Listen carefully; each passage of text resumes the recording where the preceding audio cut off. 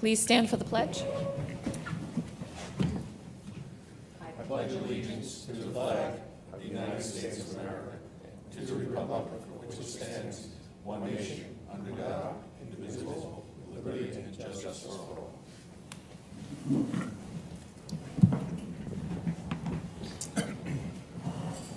Welcome to the November 30th Planning Board meeting. Tonight, on the agenda, we're going to work on the revitalization and the zoning code changes. Pat, would you mind facilitating us? Certainly, Mr. Chairman. So, as you know, we made our way through the comprehensive plan itself and the goals and recommendations. We have a fairly lengthy document that summarized all our conversations. I've gotten comments from a number of board members, Bob in particular, to clarify some of the commentary that we put in that document. That's all been revised. Haven't resent it back to you because now we're going to move on to what the consultants have prepared in terms of the zoning ordinance itself. So the reason we need Mike here tonight is Mike is, as you know, the keeper of our zoning code. So what the consultants have proposed is essentially rewriting our zoning code from top to bottom. So we really have to make our way through that. I'll try to be as efficient as I can in getting through this, but we really have to go through it almost page by page. What I think is important is to make sure all of our commentary goes through Mike's lens, because at the end of the day, Mike has to enforce this brand-new code. And if there's any ambiguity, if there's any uncertainty, he's the guy left with a problem after this. So if you sense issues, make sure we're going through Mike to say, how would we deal with this in reality? Yes. So the first section of the code is their definition section. So there's the first overall comment with respect to definitions. Go ahead. Before you get to definition, Yep. on the enactment page, page 1, I guess. Yep. Number 11, where they give examples of routes that need to be dealt with, I would just add Route 6N. I'm sorry, Bob, I couldn't. I would just add Route 6N to item 11 on page 1. Yep. That's the visual architectural appearance? Yeah, Yep. What's the issue? well, it's not included, and I think it's probably one of the most paramount areas in the town that need that. I mean, that is downtown Mahopac. Oh, yeah, for sure. So I'm missing the point. So add, So right now, it's just as an examples of giving Route 6 and Route 52. I'm just Oh, saying add add in 6N. 6N. I'm sorry. and I think that does fit with this in the sense that in here underneath the lake, it talks about screening in porta sands and whatnot, so I think adding 6N would make sense since it is key to our down development. 100%. That's a great point. So Mike, the point is on number 11 here, Bob's recommending to including but not limited to Route 6, it should say 6N and Route 52. Yep. Good. Good point. And also, before you get to the definitions, I'm sorry. No. Page 7, where we're talking about, I'll call it plans and permits and grandfathering of those that are in motion.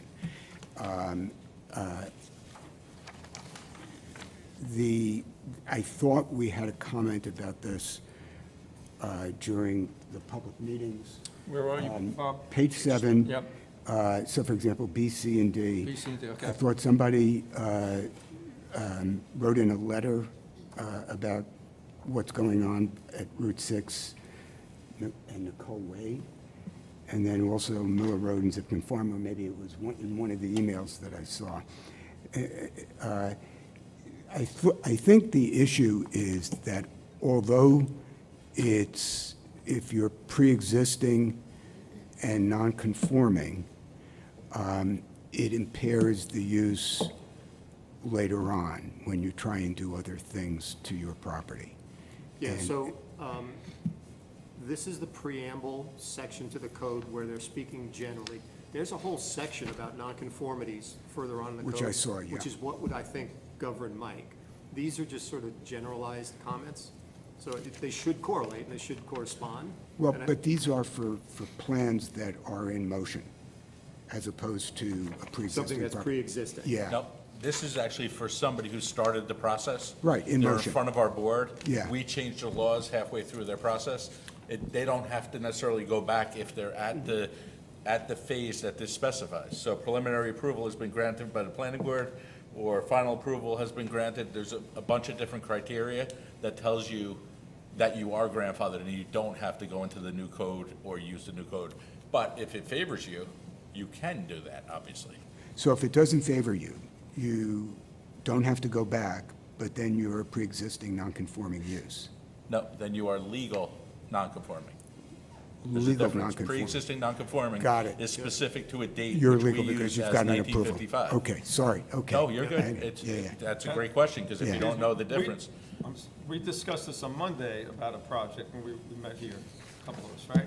Yep. That, okay, we do this Yeah. now, and actually, there's been, people have emailed the town and the town supervisors saying, hey, by the way, I see you're gonna change the zoning on this, I have this in motion, so that's a fair point. So I think, Mike, you clarified. Yeah, it's, Got it. the problem is that the architects, the engineers, and the lawyers use pre-existing non-conforming as a term for anything that's there.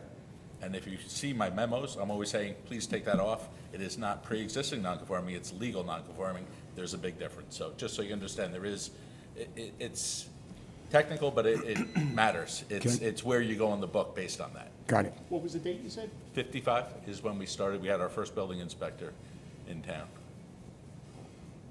And that relates to vesting. That's the legal term that you're alluding to, Bob. That's what this is about.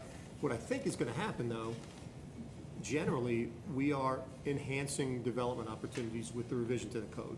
So it's a more restrictive condition today than it would be with the adoption of the code. So I don't think we're going to see many instances where people are trying to get an old project vested. They're probably going to wait for the new zoning to be in place because it gives them more opportunities in certain instances anyway. Okay. So we'll see. Yeah, Okay. the only one I could see being an issue would be the, what we were talking about before, the environmental constraints. That's. Right now, if you have a 3-acre lot and you have a wetland on your property, a pond, or a steep slope, that 3 acres is still good. In the near future, if this goes through as written, you're gonna need 3 acres of land that are not steep slope, wet, flood zone, any of these things, or else you're gonna have a problem. You're not, so you could have 2.9 acres flat when it goes up in the back, and you could have 100 acres in the back, you still can't build on that 2.9 acres up front, according to the way this is written, which I don't agree with, but Right. that's, Well, that's what I'm we're not the, Nor do you. You Right. raised that issue. We, Right, we did, so Yeah. that's, I don't mind that on the 1-acre lot. right. But if you're gonna zone to 3 acres, to tell people you can't have a pond or this or that on there, that's kind of, Yep, and that's what we're gonna correct. yep, that's a big issue. So the definition piece. Yep. So there's, just generally, definitions should be selective. Page or- 8, right? Page 8, we're on. Page 8. Oh, actually, yeah. So just in the philosophy behind this section, they should be targeted or all-inclusive. And this kind of falls in between the two. So you either define every term that's not common language in the code, or you only define those that are consequential or important to you in one way or another. That's kind of what our code is today. And this is in the middle. So they define certain things that didn't need to be defined, yet there's other terms and language that's in the body of the code that's not defined. So again, it should be one or the other, and I don't care which way it is, but it should be one or the other. Right now, it's in the middle. So I think that's the first general comment with respect to the definitions. A lot of the language in some of the definitions we have to pay attention to. So the first one that caught my attention was contractor establishment. So that's on page 13. And this is a use that we've had problems with over the years. Contractors' yards become sloppy and messy, and through your site plan approval authority, we've tried to clean them up. But the code is what guides us and provides us with limitations. And the definition here for a contractor's establishment is somewhat limited. I'm sorry, is somewhat lenient. It allows a lot to go on. And I don't know if we're comfortable with that. So if you just read through it, it provides for a lot of stuff. It allows for material processing in a contractor's yard. Ordinarily, that's not a contractor's yard. A contractor's yard is where you park your stuff before going to the next job. material processing is a different operation. Rock crushing. Yeah, and think Rock of crush, rock I was just gonna say that. Yeah. Well, this came up with the property in Old Route 6, right? They wanted to expand. We said, well, are you just gonna park your vehicles? Are you gonna have gravel pits and landscape, mulch pits? So Yep. this just came up. Just came up. Yep. So now I think they try to catch this by indicating outdoor storage of materials and equipment shall require a special permit from the planning board. So now it's complicated a contractor's yard by somehow making Mike interpret, are you storing material other than what a contractor would store? Is it somewhere beyond that? So again, I don't mind the special permit, particularly for these uses, but I don't want Mike making the call every time you need the special permit or you don't need the special permit. Put the criteria in the code, make it clear, so we know. A percent of lot that you can store outside. Yep. Things of that nature, where to store it, not in front of the building, behind the building, on the side, whatever we discussed that last time. Yep. Things that would take it out of the view of the people, so. So this is an example of the consultants adding a definition that wasn't defined before, but the definition isn't really helpful. It's a lot of words, and it says a lot of stuff. I can interpret this very leniently, whereas I don't think that's our intention necessarily. So this is an example of a definition that probably needs to be tightened up. If we would remove aggregate material processing of organic and inorganic materials, including rock crushing, mulching, or soil screening, would that help? It certainly helps, no question about it, because I think that's a different operation, that's not a That's why I'm, contractor. yeah. That used to But the fall question under about mine, outdoor didn't it? storage requiring the special permit. What I would rather see is a contractor's yard is allowed to have X amount of outdoor storage.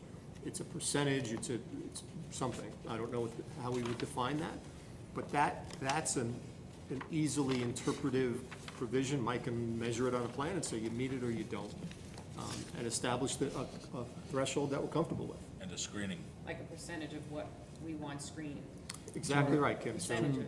Right, but also when you say screening, it's another word that is subject to interpretation. What does it mean, you know? And I think, you know, go into the definitions of the words. This has been something that I've always had an issue with because, you know, as a lawyer, I could walk in and say, hey, look, once it becomes subjective, it's unconstitutional, you know, it's Yeah. not a valid, you know, and I could argue why it shouldn't be enforced. So, Yep. you know, he shouldn't have to figure out what's meant. It should be clear from the words what it's meant. That would be helpful. Yep. Yeah, it'd be very helpful. So just knowing, again, I don't think the consultants had the sense of our community, what issues have been problems for us. Contractors' yards have been really problematic for us. So my initial reaction to this is a contractor's yard in and of itself should be a special permit use, not a permitted as of right use, and there should be criteria. And it should be black and white and nice and clear, not a permitted use, and perhaps you need a special permit if somebody says there's too much storage. That doesn't work, I think that's problematic. So my thought is it should be a special permit use, like any of the other problematic uses we have in town. Pat, just another drafting point, which is, we're in a definitional section, and yet restrictions are being worded into the definitions, that. which doesn't seem like the Right. right place. It should define the contract establishment or And then put yard, the- and then Write a put a section. code section Yep, in on and it. that's why I think the special permit in this particular instance works Yeah. great. Put it in, there's a section of the code that they've created for the special permit uses, stick this in there with all the criteria. I'll give you another example, two definitions below it for coop. Yep, It says a cage or pen designed to contain or house chickens and shall contain. Yep. That shall contain doesn't belong in the definition. It either does or it doesn't. And if it doesn't contain, does that mean it's not a coop? right, Okay, yeah. right. Yeah, No, but from our perspective, shall has a very specific meaning. No, Yeah, but I it's think a shall- requirement. Shall's telling you it must. No, Yeah, but what Bob's saying is But if a- it but a doesn't coop have is it, something that is it you now st- not a coop and you don't need a permit for it? Right. Right. Well, we're missing one thing, is if you look at coop and then the next definition of coop run, there's still another contraption called a chicken tractor. right. We need to address that here. But that can't be used for egg-laying chickens. And that's what Does our, it say it? no, that's what the kid said. The guy that was here with the tractors, that's where they put the chickens when they're meat chickens, apparently. Well, I We can learned tell you, that a lot at of the- people around town, When they want the chickens to go eat on the left side of their house, Yep. move a chicken tractor over there and put their chickens in there to graze. Okay, so that's And different than what that's the most retail- common use of it. So we should be able to have So- some verbiage. We could have a definition for a chicken tractor here, but not all of these provisions for the, as Bob was indicating, for the chicken coop itself and how it operates. That should be a section of the code. Okay. And by the way, rarely do people look at the definitions. Mike does, but rarely they look for the section. Well, it's an of the code. enforcement tool for Mike. This helps, Mike, if we do this right. A 100%. Before we go on to the next one, I'm not saying we're done with No, no, it. no. Can we just discuss the battery energy storage? Yeah. I'm not sure it's right or wrong. I highlighted when I was reviewing it because I know we have a potential in front of us for battery storage. And That's page 10. we should do this right. We should, because as I look forward, in S, I don't see anything about solar panels. Same thing, I agree. It should be with So solar one panels. is gonna be in conjunction with the other. We met with an applicant the other day who was proposing a battery storage facility, and after we talked to him, we said, where's the solar panel? Where are you doing that? Where are you generating the energy? And they happen to say in this particular instance, we're not doing it in this instance, but we do it all the time everywhere else. We create the energy from solar panels and we store them in the batteries. So it's common that they're together. I'm not sure why she separated out. We don't have solar panel provisions. This is, again, an instance where the standards are put into the definition, Craig. It should be just the definition of what it is and the standards in the code. This definition comes from the NYSERDA model ordinance, so the stuff she's put in here is okay, but it doesn't belong in the definition section necessarily. It should be in the body of the code. So just for the board's benefit, what we were discussing with an applicant is battery storage being batteries that store energy at low demand time, Off-peak, yep. off-peak, and sell it back to the same provider, the energy supply at high peak. That was it, and we asked about, so this, and it's 95 acres of land, 10 acres of land would be used off Miller Road. And we asked, well, what's next? Is there another phase if you putting, 10 acres of solar panel? No, but so I think the definition is important here. And the only reason they weren't is because the site they chose was full of wetlands, so there wasn't much land left to use. So there is a section of the code that's proposed for solar energy facilities. That subsection 1 and 2 should be in there, not here. So just for clarification, do we want to allow battery energy storage facilities without solar panels? So, In other words, if somebody is, so it is a business operation that exists today. The guys that we talk to, they're buying energy from the grid now Right. without generating any, they're not generating anything. The good news is, so after meeting with these guys the other day, it's a big site, dozens of, I forget how many, it was 90 acres. 90 something like acres, that. 95 acres. Probably 80 of those acres are wetland. It's basically unusable land, so it's not gonna be subdivided, it's not gonna support anything else. This tucked away, way off the road where you're not gonna see it, not so bad, it's a rateable. It's a taxable facility. It's a green facility, we're getting some benefit out of it. The community at large is getting some benefit out of it, so it's not a bad idea. What becomes a bad idea is when you cut down a forest to And put install some- one of these. so do we want it not necessarily put with a solar panel? Do we want to define it and then have So- separate standards around it to So let's address put the a pin in concerns that you because just? the section on solar energy later on in the code And I- speaks to that somewhat. I think where this becomes important is when we look at where we zone it. We might not want this at the main entrance to our town, right? We might, I have this thing that we're looking Location at. would be, it has to pass, Yep. location has to pass board approval. Yes. Right, So that's and- where I think it becomes really more important. Welcome to Carmel, and you see this in front of you. So it was uncommon a few years ago to see these separate and standalone. They were always associated with solar facilities, but now we're seeing them more often. So I think the reality of it is, they're gonna be there. And again, on this particular instance, not so bad. Yeah. So, but I think we would deal with that in the body of the code when we get there. Okay, I just wanted to bring that up first. And we have a lot of questions about how they get rid of the batteries when they're spent. People are concerned about that too. Sure. Are they gonna be left on site? Are they gonna be taken off? So again, this is something we may want to have some sort of a bond in place to make sure Yep. that they dispose of them properly, or whatever it is, whatever the terminology Like is. the cell towers we talked about. Correct, like the Bonding cell them towers, like you like other bond the cell things. towers. And the Yep. guy we talked to the other day said, bond's no problem, happy to do it. So I guess that's a common element to this industry, so that protects us. And of course, a thorough fire review, which Mike would catch anyway. Which is an issue, Yeah. so that's another thing. We're learning about, these are not benign facilities. Sometimes there's problems at them. Okay, I thanks, heard that Pat. if they do catch fire, they just shut the doors down, lock them down, and let it burn itself out, What you do, apparently. like a substation, Yeah. that's exactly what you do. That's what I'm told. Stand I off don't know if distance that's the and call it a truth, day. but. Watch it. Apply no water. Yep. So again, I tried to go through the definitions, find out the new uses, see if they've defined them in here. We do have to go through the definitions, and what I'll do is I will, we have standard, industry standard material that defines zoning terms. So I'm going to cross-reference what they've suggested for some of these basic things to see if it's typical language. So I can at least give you an assurance that the language they've suggested isn't weird or squirrely or unusual in one way or another. We may want to adjust it to be locally more sensitive, but I'll go through that exercise. So I don't think we need to read through every zoning definition. Although I do have comments on some of these. Yeah, Yeah. and feel free to give me them, Bob, so I got some too. So- Okay. And I do too, I have them written Do down. you want, give them now? Okay. So, yeah, Yep. so- So craft beverage, on page 14. Page 14. The way it words, you have to produce the beer, wine, cider, et cetera, on premises. If you go to other communities, there are a lot of, I'll call them brew pubs, where the brewery is off-site at some other facility.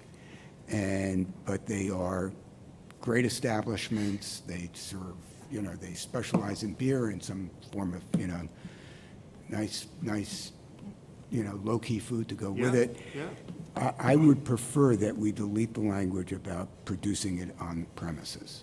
I I would prefer removing the Right. language requiring it to think that's produce right, on and I premises. gave you the example of the vineyards out on the east end of Long Island where they're not producing their own wine necessarily. They may have, a lot of the vineyards are just show, they produce jelly grapes. They're not producing the wine you're buying at the vineyard, Yeah. but their business is the weddings that go out there and the lines of people going to the tasting rooms or out the door, but they're buying French wine in some instances in these places. So the point is, they're not Yeah. necessarily growing the product they're selling in the tasting rooms on site. Exactly. But it's a great business. Right. And I'd love to have craft brewery facilities. I don't care that they're not making the beer in the basement. Right. So what? Exactly. I agree with you 100% on that. Okay, if nobody has anything else on the following, page 15, design shopping center. So design shopping center is another problematic one, Bob. So they've created a brand-new zoning district for Right. this. All of these definitions, again, I'm not sure, does it belong in the district or does it belong in the definition? So what comments do you have about this? My concern is the question, I guess, is in the second line, it talks about other non-residential uses. And understanding where I thought we were headed, do we want to allow multi-use,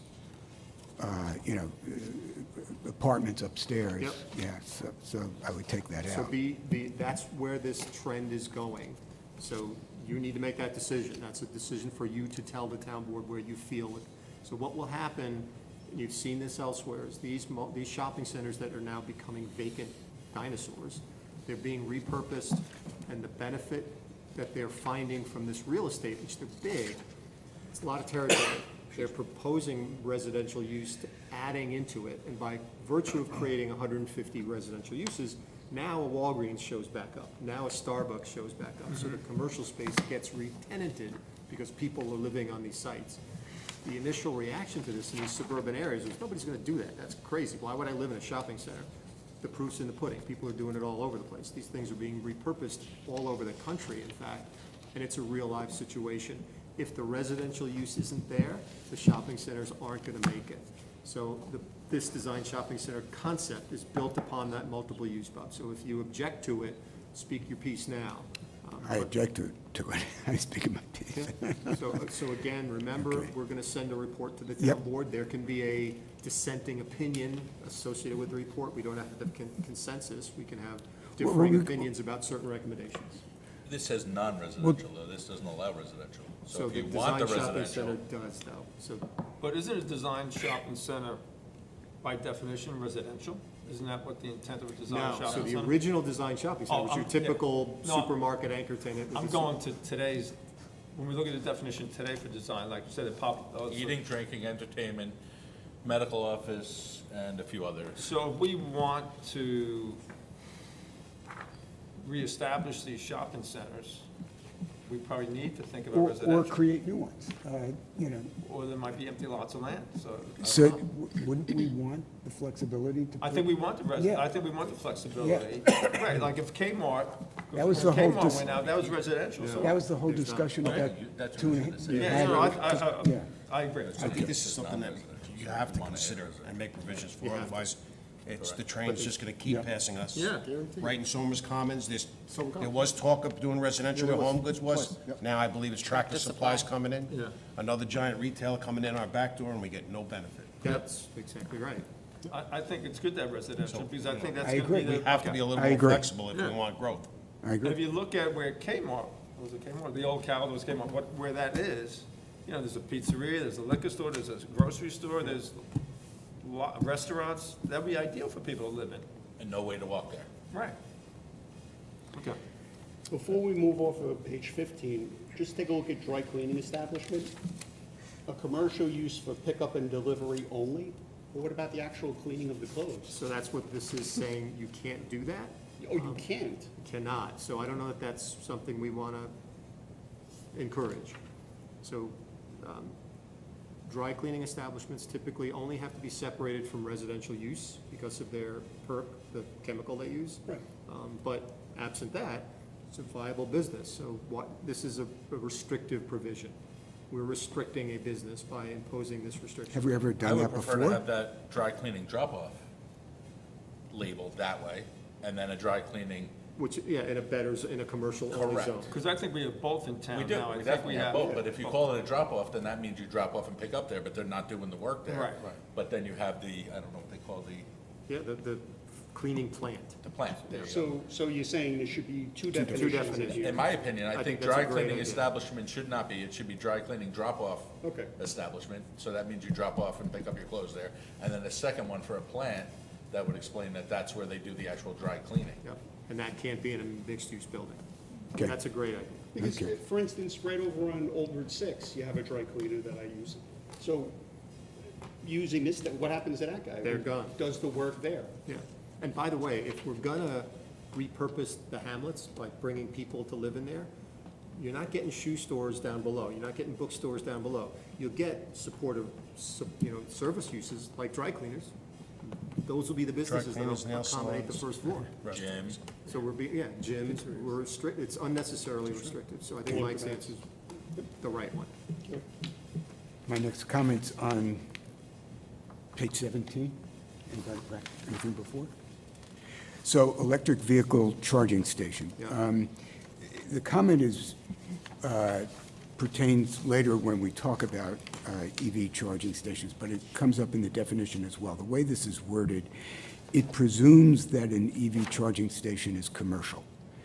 And right now, you have private residences, you get a charger, you hook it up in your garage, and you've got an EV charging station. Yep. So I think this is, there needs to be a distinction between the two. Later on, when we get to the regulations dealing with EV charging stations, they're all commercial-oriented, and they don't, for example, you have to have bollards in front of them. Well, nobody puts a bollard in front of the thing that they hang on the garage. Or, but the other categories, so obviously for single-family homes, that's an easy one, but we're accommodating now multifamily homes in this community.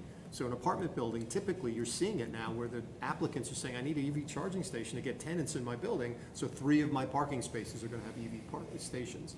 that's a residential use, it's not a commercial use, and it would not be covered by this definition, so. Well, it would be, because this is all encompassing right now. That's the Right. point. New York State code- Whether you're commercial or residential, this is caught by this definition. Sorry. New York State code may be requiring these as they do handicap parking Yeah. soon. Okay. This was in a discussion I just had in one of my codes classes, so. Well, I think this is important too, because we've asked people, Park being one, right? When they were redoing their parking lot in the back of their facility, Yeah. we asked, look, you're putting in X amount of parking space, why not put some EV charging stations? Yeah, one of the deficiencies that I will criticize the consultants were, there's not a lot of green building provisions built into the new code. What we've often seen is a separate section dealing with green buildings, so it would have been easy to cut and paste from somebody else. The better way to do it is to integrate it through the entire code. Really didn't do much of that at all. So that's a disappointing element in what we've got here.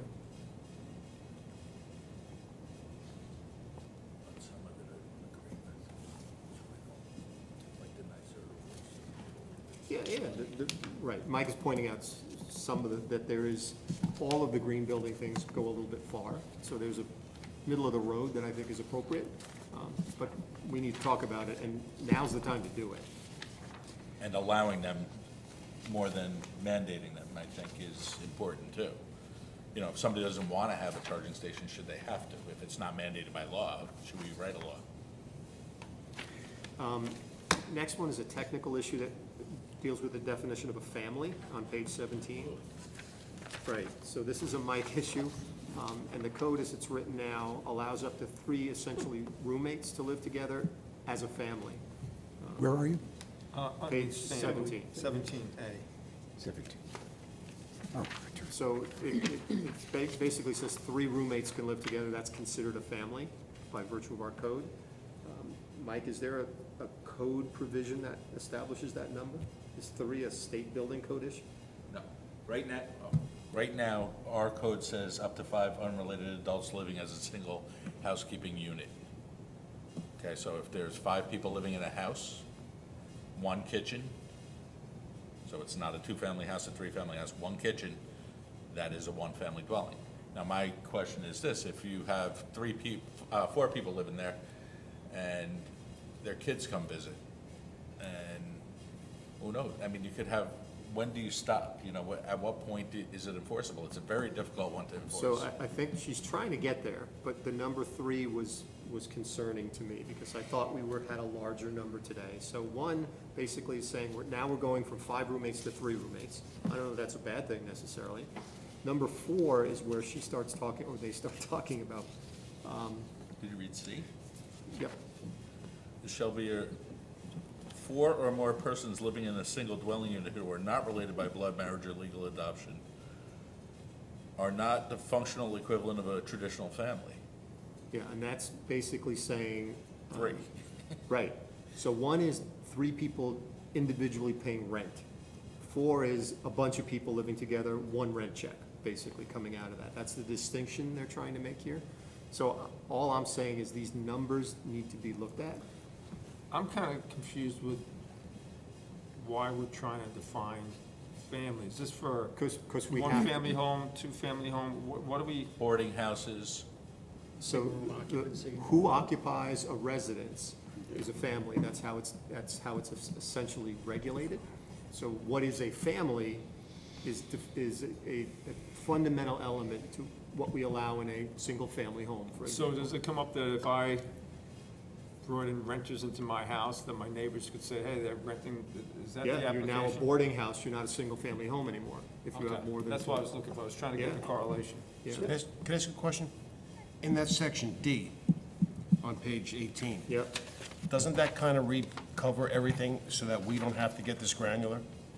So, Regardless of composition of the family, the maximum occupancy of any residence shall be established based on the requirements of the New York State Property Maintenance Code, period. so do you want Does to? that give you enough to enforce? but what if it contradicts what they're saying? So you have, I'm saying get rid of what they're saying. okay, what I'm saying Hang is our hat that on D. I go and I get a 5-bedroom house. I rent a 5-bedroom house from somebody. Me and my 4 friends rent the house together. We all live in our own rooms. We're violating code. and it's a I agree, 4,000 and I square think foot, that's, five-bedroom that- house. that's absurd, that It's it's a absurd. violation of the code. So Anthony, my only point about that is you're relinquishing control to New York State. I'm uncomfortable doing that. We are. Relinquished to New York State or just to the, using their code? Yeah, I that's mean, what I'm obviously, we'd saying. have to redigest their code. So I'm not a home rule advocate. I think we should be Because this is a making. slippery slope that we're going down. What if we put a scale? So if you have X amount of square feet, Yeah, you so- get, That's what that code does, by the way. That says if you have a 80 square foot bedroom, you're allowed to have one person in it. 150 square foot bedroom, you can have two, and then an additional 50 square feet per additional person in that bedroom. So what I'm saying is, that's the minimum that we must comply with because it's the New York State enabling Right. legislation. We can be more restrictive if we wish to. So that's all I'm suggesting, is we should think about this to make sure if we want to go above and beyond the state code. okay. Now, I'm gonna bring up two things. First thing is, under B, okay, going back to what you pointed out, equivalent of a traditional family. And I'm gonna just throw it out there. In today's day and age, what is a traditional family? Right. Okay, so That's the how slippery is Mike slope. gonna figure out what is meant by, because traditional family is not defined. It's not, so that's another point about definition. Yeah. But what I think so I simplified that in my mind by saying one rent check. So whether it's whatever you can imagine is for people living together, however they're living together, one rent check, that means they're a family. A is we each have our own rent checks, that's not a family, those are roommates. So that's the distinction I think is being made between A and C. Right. What if Karen and I had another set of twins? We violate the code. And we're a family. So you don't, because there's no limit on the number of four more occupants living together as a traditional family. 4. Oh, or more. Or more. Or more, I Yeah, apologize. it says or more. But what's traditional, like they said? That's where, you can't go there. I think that's such a slippery slope. Yeah, but then the other thing I wanted to point out is that when you start looking at the criteria, then that creates an enforcement nightmare for Mike. In other words, 100%. yeah, if you look at 3, the group shares expenses for food, rent, ownership costs. So what is he gonna ask for, Show me the receipts? receipt for your Exactly. groceries. Yeah. I mean, I can't get names, yeah, never mind receipts. right. So, it puts whoever, Mike or whoever replaces him at some point in a position So where. this only happens here in court. That's where these issues come up. When Mike issues a building permit, he's not looking for grocery receipts. He's given a building permit because they meet state code. When the neighbor complains and there's a violation and it comes to local court, that's when the judge is saying, show me the receipts from the Mike can never enforce this stuff. It's impossible. Right, but isn't Mike or somebody that works for Mike the person who goes out and writes the violation? Yeah, but again, he's not randomly doing this. Usually it's in response to a complaint. So the neighbor sees 15 cars parked in the front lawn, I'm calling Mike because I think something's going on there. That's usually how this is. Federal lawsuit. Yeah. So we could spend a lot of time, do we table this and ask you to come back with a better definition, or you want to discuss some more, Pat? Up to you. So I think this is me and Joe and Greg and Mike collectively looking at this and coming back with something. Because I think we could spend a lot of time, with Kim, Yeah. Anthony and I think were we just should revisit, speaking. because this is a meeting in itself, possibly. This is 10 years of case law, too. Oh, There's, every day, there's lawsuits. I mean, families come in all compositions right now. I mean, we could define a traditional family as what maybe used to be, but It's what's the not that way point? anymore. Yeah. Well, but in older versions of this, they used to have related by blood and. Yeah, that were that's kind of exactly sti- right. So. It evolves. And those are It's constantly unconstitutional. evolving. Right. So, Yeah. So yes, let's come back to family. So I thought we might actually get through this tonight. We're not getting through this tonight, guys. My But that's next, okay. my This is next our job. comment is home occupation. before that? So I'm thinking of a few things. Life has progressed where the types of occupations that. Where are you, Bob? Home occupations, Oh, page yeah, 20. that's- Life has progressed So beyond. before we get there, just Okay. one before that, I'm just going through this alphabetically. There's a definition a new definition of a grocery store. Grocery stores now aren't just retail stores. You can go to the Wegmans and purchase for dinner. There's a lot going on. Right, exactly, and Stu Leonard's and so forth. So this definition is inadequate for what grocery stores have become. You can eat in grocery stores. You can get dinner. Yeah. Yeah, you go out to dinner to to Wegmans, like, Yeah. who'd have thought? And, you know, the Chicos have the cheese and wine tasting. Yeah, You can sit outdoor down. tables inside, Yep, yeah. yep, so this definition, not good enough. New definition, but not good enough. So I'm sorry, now home occupation. Home occupation, so. This is a big bugaboo. Yeah, so first issue is just antiquated wording, referring as examples to dressmakers, milliners, and seamstresses. Seamstress, yeah. Yeah, well, I mean, you go to the farmer's market, you find people hawking stuff that they make at home, bakers. You have people doing computer stuff. I'm saying just come up with some more. Yeah, this is a completely antiquated Yeah. definition. And then down below,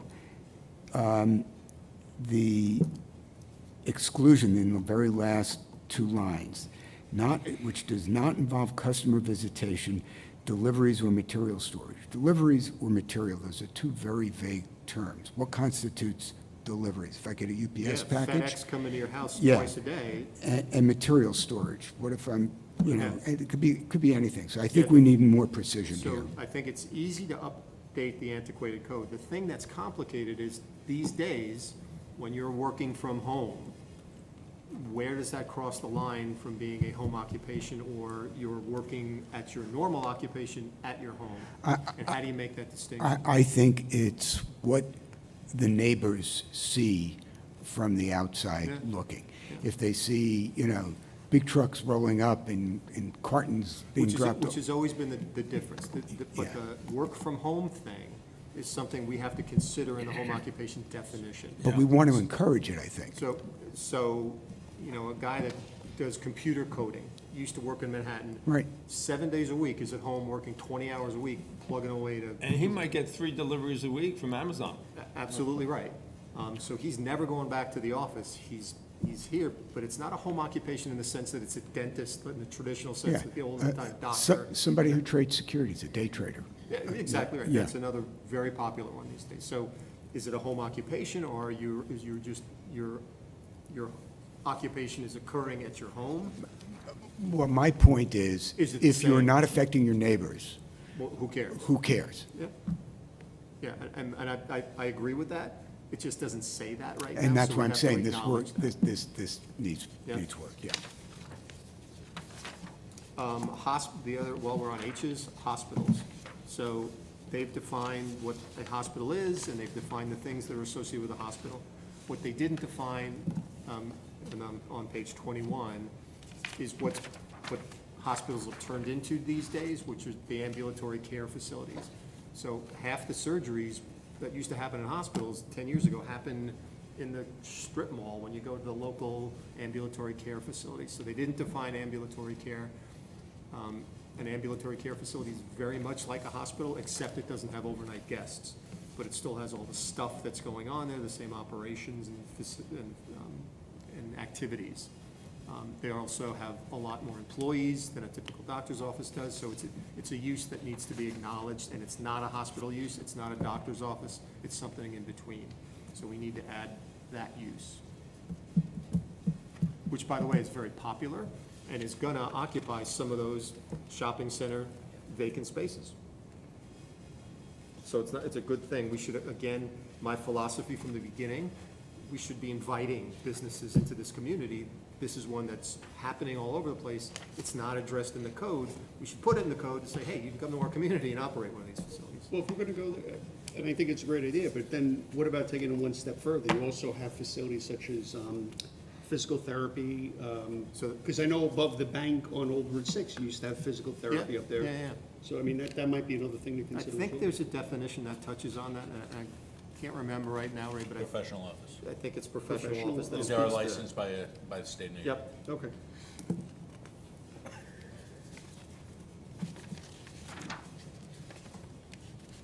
I don't have anything until page 25. One more before we get there, lot line adjustment on page 23.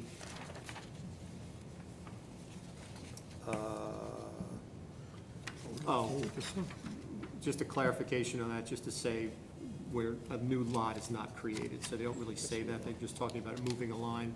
The distinction between a subdivision and a lot line is just you're not creating a new lot. So just put that in there, not creating a new lot.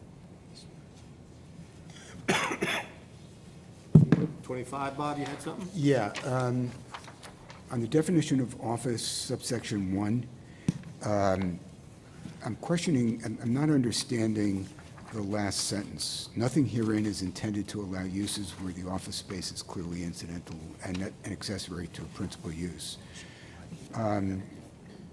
So we don't want to allow a contractor yard to have an office? So I guess what they're getting to in this is I'm Joe Smith's contracting business, and there's my office operation, and I park all my trucks in the parking lot in the back of the office building overnight. Right. That's would normally be an accessory use to this, and what they're saying is, no, you can't do that for those types of operations. Same thing, you're an electrician, and all your trucks are out during the day, but you park them all in the parking lot in the office building in the evening. Is that a permissible commercial parking lot for an So, electrician? so take the other side. I create a contracting business. I've got the approvals for parking and doing all that stuff. Yep. But I want to have an office on site. Yes. Where do I find myself in the So code? the office in the contractor's yard is gonna be permissible. The contractor's yard in the office that's in Got it. Hamlet is not gonna be Got it. permissible. Got it. So the theory is you'll have two locations. You'll have Got your it. office and where offices should be, and the contractor's yard in the industrial area on, off 610. The other problem we have with this is taxi cabs. Yeah, exactly. School buses is School another one. buses. Limos, that's a big one. Yeah. Illegal limos and people, Yeah. it's in their residential homes. Nightclub was another one, on that same page, Bob. So nightclub, that also overlaps with the cabaret use, which deals with similar, activities in a club like this. So I think it's a matter of us technical guys looking at both of those definitions and determining if we need to add a cabaret use and a nightclub use, if we combine them to make sure the nightclub is covering the cabaret facilities or prohibiting what might otherwise occur in a cabaret. So that's a technical definition Do issue. we add hours of, do we say anywhere in the town code that, a local restaurant or bar can only stay open till 2 a.m.? So all of these cabarets, nightclubs are special permit uses, that's where those provisions would apply. State Liquor Authority has, Oh, okay, so that's for Yep. them. right? Yep. And we can further restrict beyond the state liquor authority Agreed. requirements, which is often the case and fairly common. Oh, okay. So that, but it shouldn't be the definition, it should be the special permit criteria for Yep. these uses. And these uses are all special permits. I was a zoning nerd, so I was reading about 7-Eleven went into one of the towns that doesn't allow 24-hour. It was years and years and years ago. Yeah. And that was a big problem for them. Sure. That's their business model. That's what they do. They're the, stop by after midnight and pick up your whatever Yep. burrito, The hot dogs that have Hot been in there dogs. for months. nachos. My next comments are on page 28. I'm up to there too, Bob, what do you got? Restaurants. Yes. Okay. Yes. So my comments are with an eye towards making it as easy as possible for a restaurant to survive as a business. And some of this just seems too restrictive to me. Midway down the definition of a sit-down restaurant. A restaurant where less than 50% of the gross floor area of the restaurant is dedicated to dining room shall be deemed a takeout restaurant. If you go to other locales, and these aren't necessarily locales in southern climates where you can do this all year round, you'll find brew pubs where you'll have a relatively small space in the permanent area, and then they'll have an adjoining Open area. yard Yep. where they have picnic tables. They'll have entertainment. We had it with the bowling alley. Exactly. Remember the bowling? A- Yep. And in the colder temperatures, they'll put tractable awnings out with Heaters heaters go and out all there, that yeah. stuff, and they can make use of that business. They're thriving businesses, the communities love them. Yep. So I would like that addressed in here.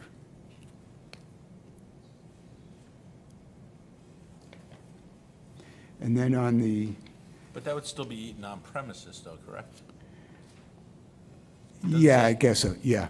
And I'm Yeah, just, it doesn't yeah, say it's on eaten it's inside the on building. it's on premises, Yeah, it's it not for doesn't say takeout. inside the building, it says on premises. It's on the premises, but it says 50% of the floor space of the restaurant. How do you calculate that when it's Yeah. outside? Yeah, exactly.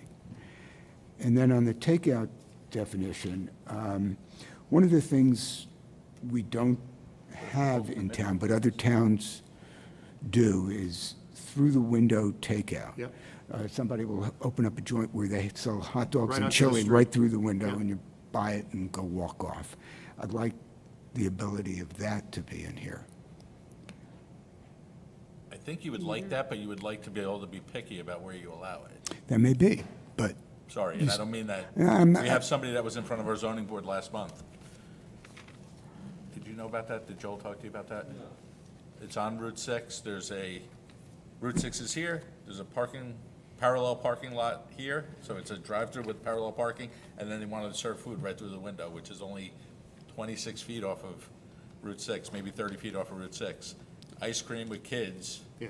I was uncomfortable because our code says fully enclosed eating establishments now, so that you have to go inside to get it, and then you can walk out, I mean, but you have to go inside and get but it. what was wrong with what you were, I was concerned about the kids getting their ice cream and Route 6 being within 20 feet, running and ended up on the road. so getting let's put splattered. restrictions around it. Put restrictions Agreed, around it. and that's what Yeah, I'm saying. Yeah, It's okay, but I'd like to have control of Yeah, where yeah. his, that's all I Yeah, was trying to yeah. say.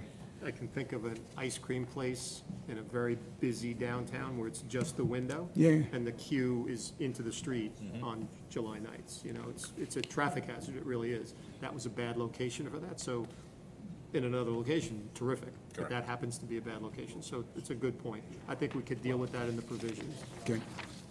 So the other thing that's deficient is there's a section, special permit section for fast food restaurant, but it's not defined. So there's restaurant fast food with drive-through. What if you're a fast food restaurant without a drive-through? Most of them have them these days, but what if you are? What if you don't have a drive-through? Is that a prohibited use? Because it's not defined, I'm not sure. So I think the definition needs to be cleaned up. It's fast food with or without drive-through, simply, that might answer the question. But why? You know what? Why define all these? Why not just make a restaurant and allow you to do these things at the restaurant? You know what I mean? So the special permit criteria doesn't align with the definitions. There's too many definitions, and the special permit criteria could be okay, but again, I couldn't figure out how to fit them into these pigeonholes. Okay. So it just didn't make sense. And I think they thought about the restaurant provisions, and then just got some definitions and stuck them in here. They weren't thoughtfully prepared with respect to what they had proposed for the restaurant provisions. So again, close but no cigar. Okay, I think when we get to it, Pat, we need to spend some time on signs. agreed. So I think put signs, that's a whole issue, right? So there's 30 pages, absolutely, 30 pages dealing just with signs. I think that's a separate discussion entirely. But in terms of definitions, minor thing, but there seems to be a habit amongst some establishments to paint over their windows or to put signage on their window shades. Yeah. So when the shade comes down, there's a whole new, a whole new So sign. when a store doesn't have any signs in the window, but they have all their products 5 feet behind the window that says Budweiser or whatever, Yeah. that's a sign. Even a lot of the liquor stores in town, on their windows, it's just a poster, they post in their window. Yeah, yeah. And I think with part of revitalization, you want to see into the stores with the intent from one of Bonnie's sessions. Yeah, yeah. Put a percent of what you can cover. Yep. So I think this is what, a page and a half sign, that maybe it's like what we talked about earlier, we don't want to spend too much time on it now, but maybe we should spend time on what kind of signs do we want, what kind of, I mean, as a neon sign, do we even want a neon sign listed on here? Yep. Maybe not. Didn't the code already have no neon sign? No. said no bare incandescent signs. Right. And a neon is, it did actually have a neon section, but I don't know if it was for, It wasn't Code was approved. pretty strict already. say it again? On signage, I thought it was pretty strict. With respect to neon, it was a little vague. So neon's not necessarily a bad thing done well. The problem is, a lot of neon signs are gaudy and not done well. When we had the church down 52 there, we talked about backlit signs, and we spent several meetings in it, so maybe it's, what do we want as a I think board, we should what keep don't we the, want? I think we should keep the definition so that you can define it. Because if Yeah. our code then says we do not want neon signs, we can go and see what the. All what of the is definition signage of need, neon you're absolutely right, all that signage provisions all need has to be to stay. defined. Yep. But So those air things with the guy going, like that, we see those around The town. silly That's men. a sign. We call them the What is- silly men. Silly men, My yeah. kids call them the silly men. Shouldn't see many around here. We We've seen, shouldn't be many, because if they go up, we get on them, unless they do it on the weekend, which is possible. yeah. But there's all sorts of loopholes around signage. And I will tell you, though, a lot of codes are very, very specific. So the gas station orange sign that says the price of gas, the color of the orange and the velocity of the light is regulated in certain places. It can't be really orange and it can't be really bright. That's just the price of the gas, of a gallon of gas. So there's some really, really very well-prepared sign ordinances. And there's a lot here, so she gave you a lot to look at, but it wasn't based on our philosophy of what we wanted in terms of signage. So that's what we have to go through. What is it we want? And I think we're gonna have two different groups, different kind of signage in the hamlets than on Route 6 or Route 52. Another thing that I see is a clever technicality. So we have rules on the signs, but then people will buy a trailer. Yeah. And then have their business. Yeah. Painted on the trailer, and then the trailer sits out in front. And for all, that's a sign, but, going back to what percentage of the windows do we cover? That's a safety issue, so the police can see into the. Exactly right. I think I to agree. a certain extent, the trailer sitting out there is also a safety issue, because it does, on certain occasions, block, vehicular view if you're pulling out of the parking lot, things like that.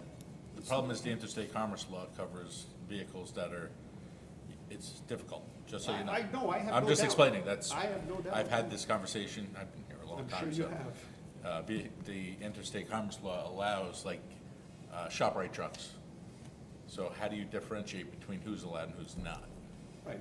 So I have seen ordinances where they will have a provision if a truck that is determined to be a sign is in a single spot for more than 2 days, or whatever it is. Right. It has to be moved, or it has to I be like shifted. that. And all that happens is the guy just moves it to the next spot and back and forth. Turn and it back and around forth. backwards. Right, so I moved it, it's changed. So it's a difficult thing.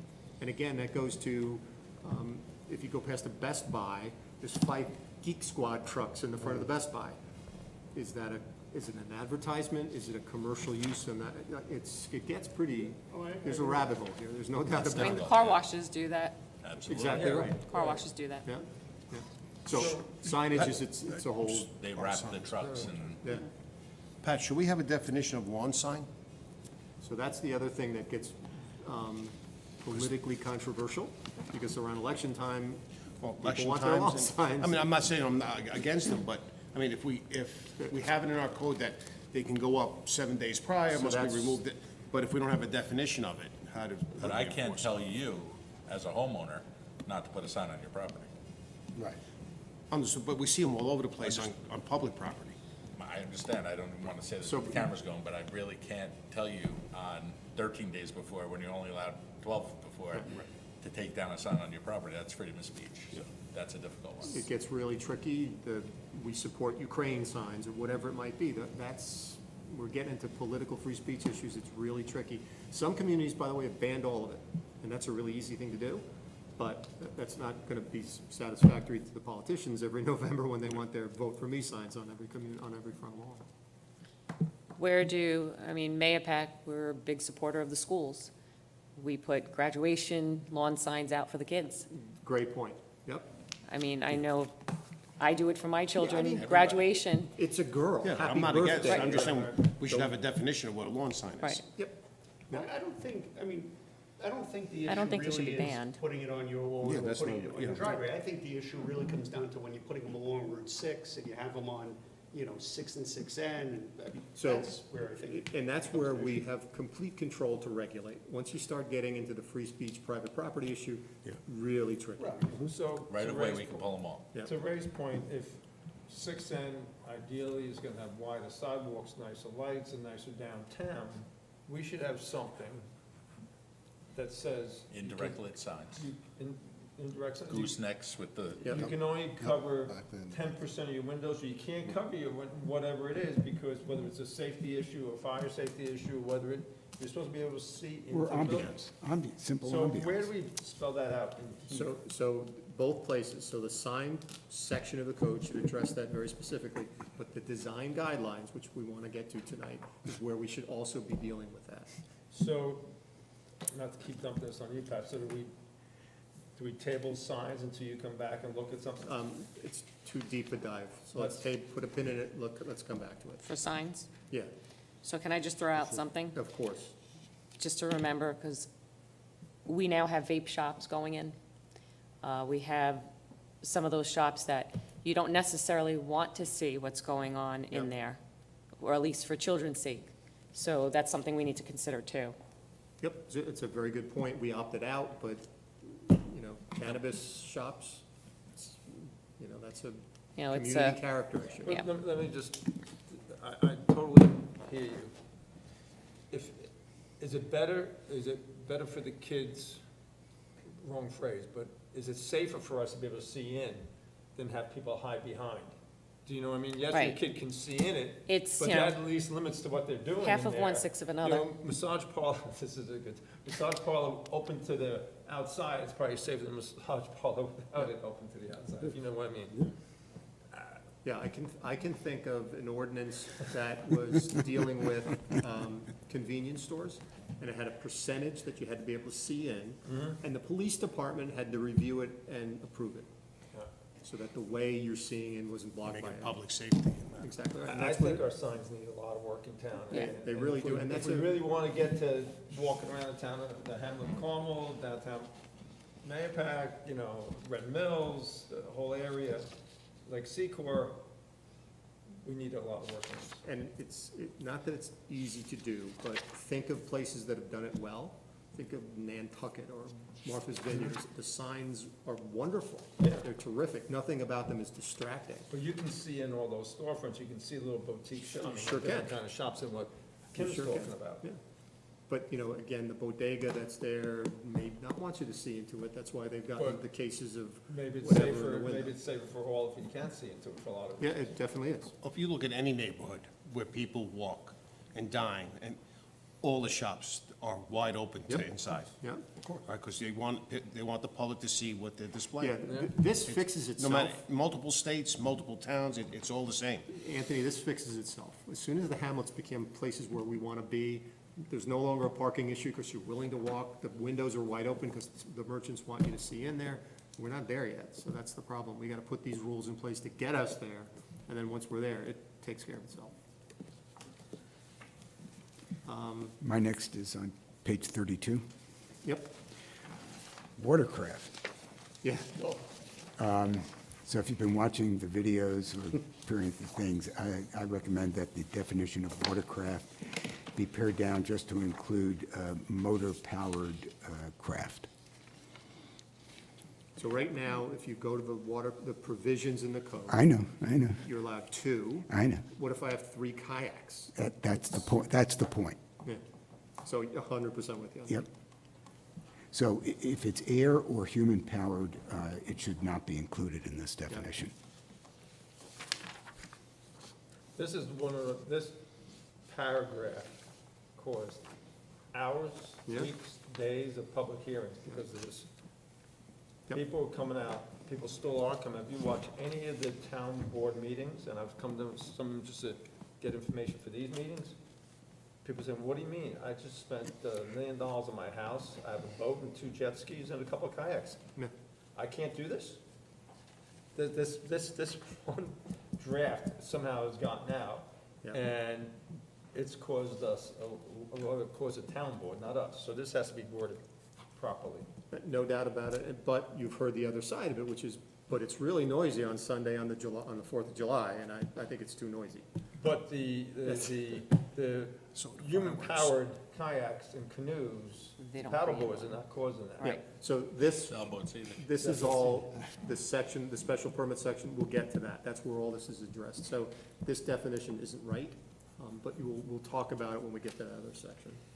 But they are all watercraft. And you shouldn't, But the code should not reference watercraft, the code should reference motorized Motor- watercraft. Well, if it is watercraft, then maybe you can say Motorized watercraft. excluding Correct. human power. There In the are code, though. 5 different ways you can define this to fix the problem, but right now, the definition does not work.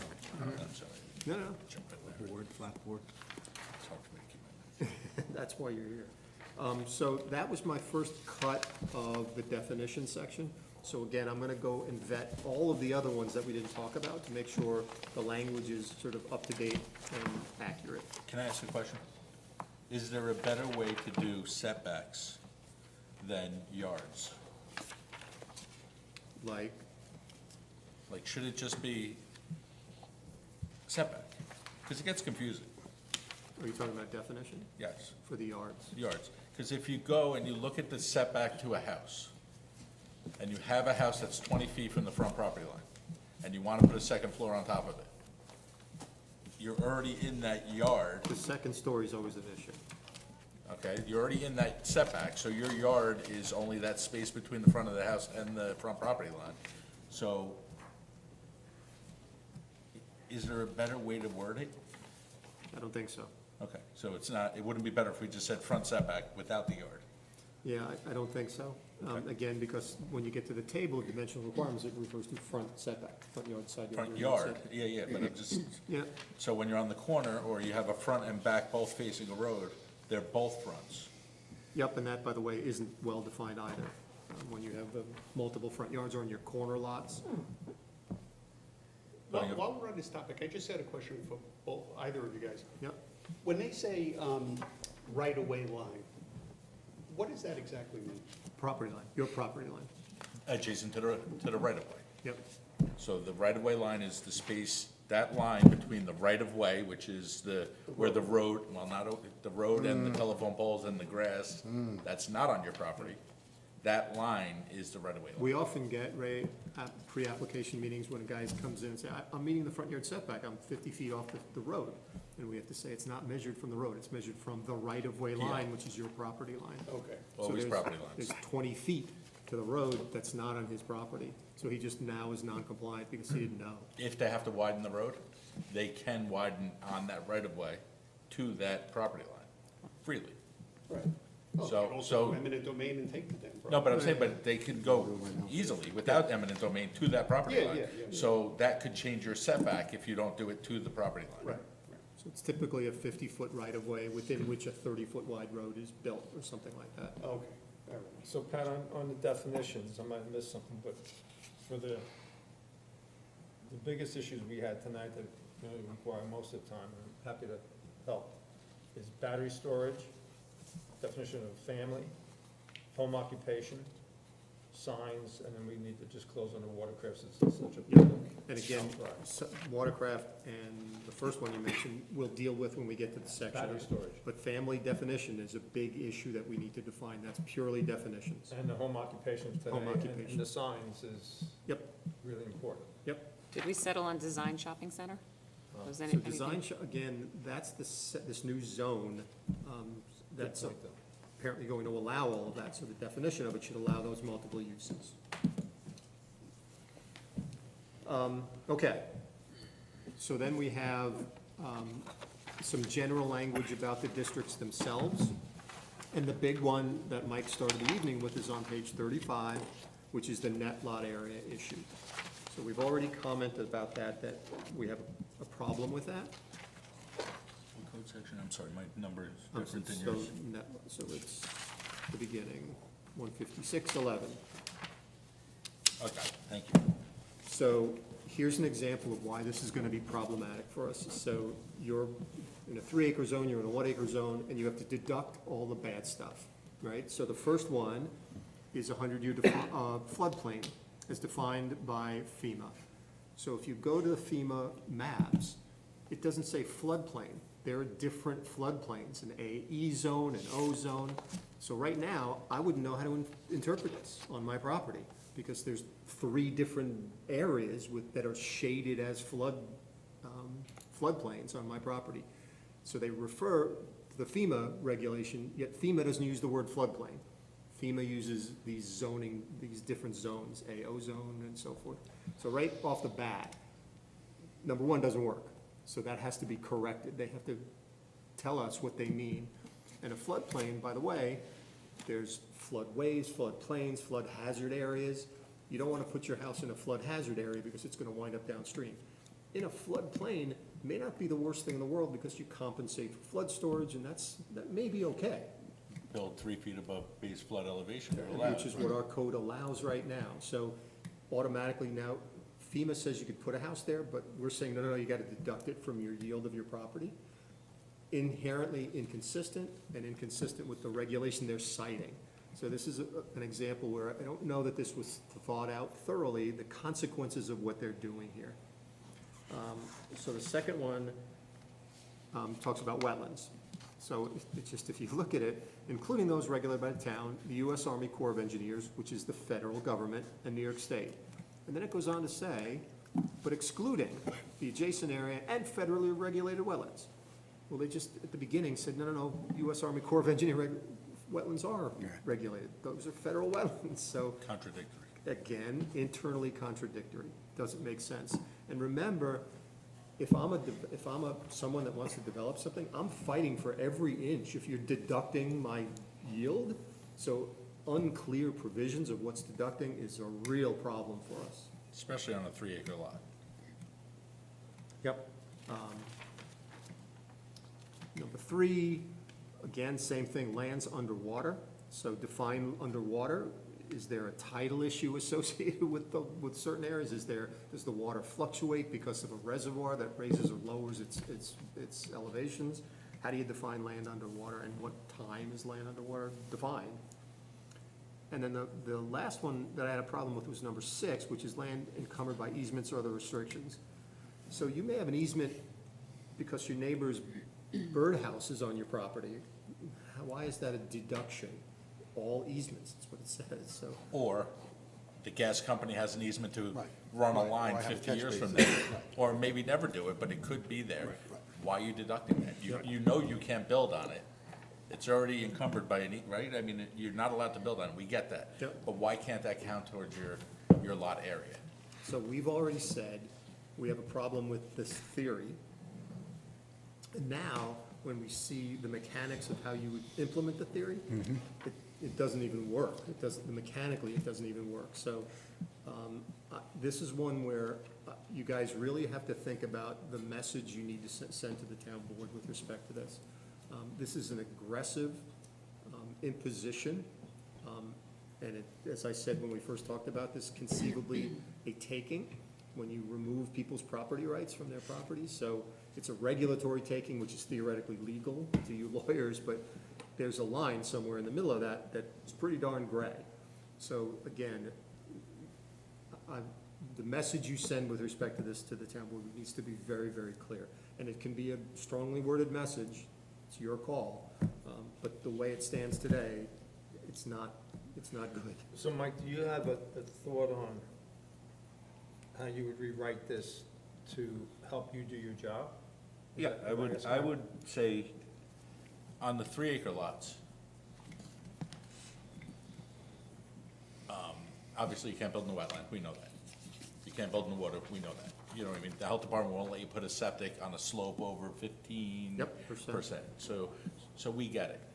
You're not allowed to do things on certain things already, without us holding people's hands. So on a 3-acre lot, if we have a pad that's large enough to put a house in a septic, why restrict anything further? You know, there's no reason to. So what It's I still a was, 3-acre lot. so what I, yeah, If this goes through, you may need a 4 or 5-acre lot to build on a 3, You may to have have a 100 3-acre more. lot. If you have a- Or more. Around If you have here, 50 or acres more. and it's a hill in the back, and you have 4 up front, you can build Unless we're one not gonna house. charge taxes on it. So, my we are, point not is, You gotta let it, they're paying tax on The that. easement part should absolutely come out. Yes. The easement part is not fair, because like he said, if it's somebody's driveway on your property, or they have a right to, an old right to cross with cows to get to the back, which happened the other day, we found one, that encumbrance would tell them that that's not a building lot. And it would restrict people from giving, Easements. An easement. Yeah, Absolutely. right. Because I'm gonna restrict my use of the property. So now you'll have illegal driveways and illegal cows. I would also say that given the topography of where we live, number 5 also. Well, it's 35% steep.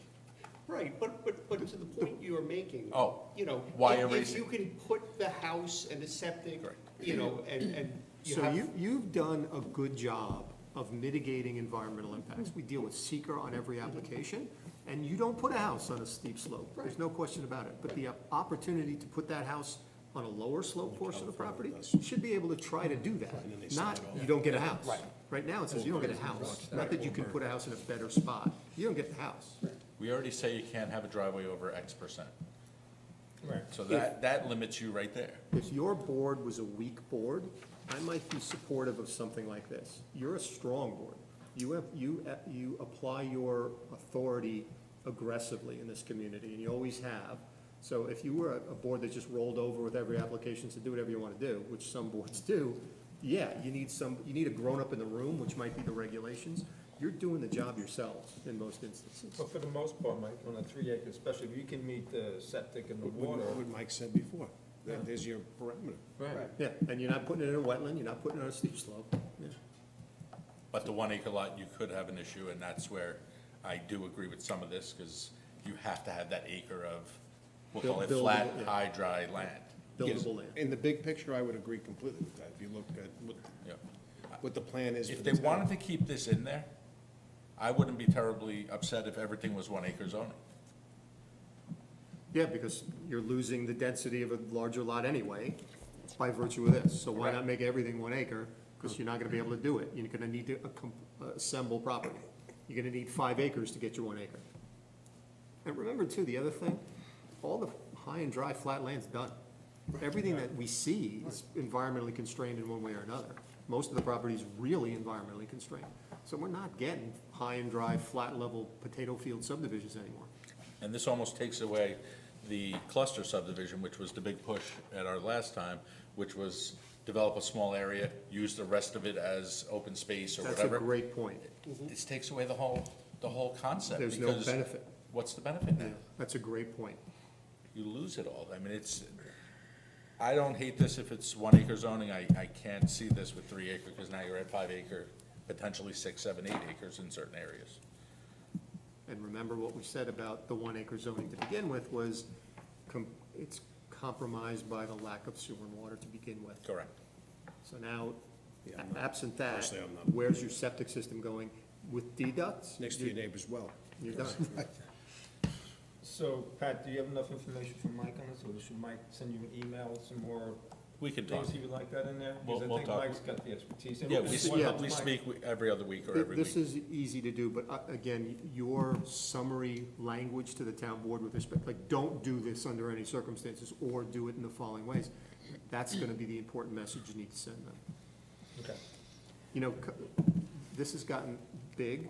Our memo now is 35 pages long without having done any of this stuff. It's gonna be a 100-page document that we're gonna send back to the town board, maybe bigger than the comprehensive plan.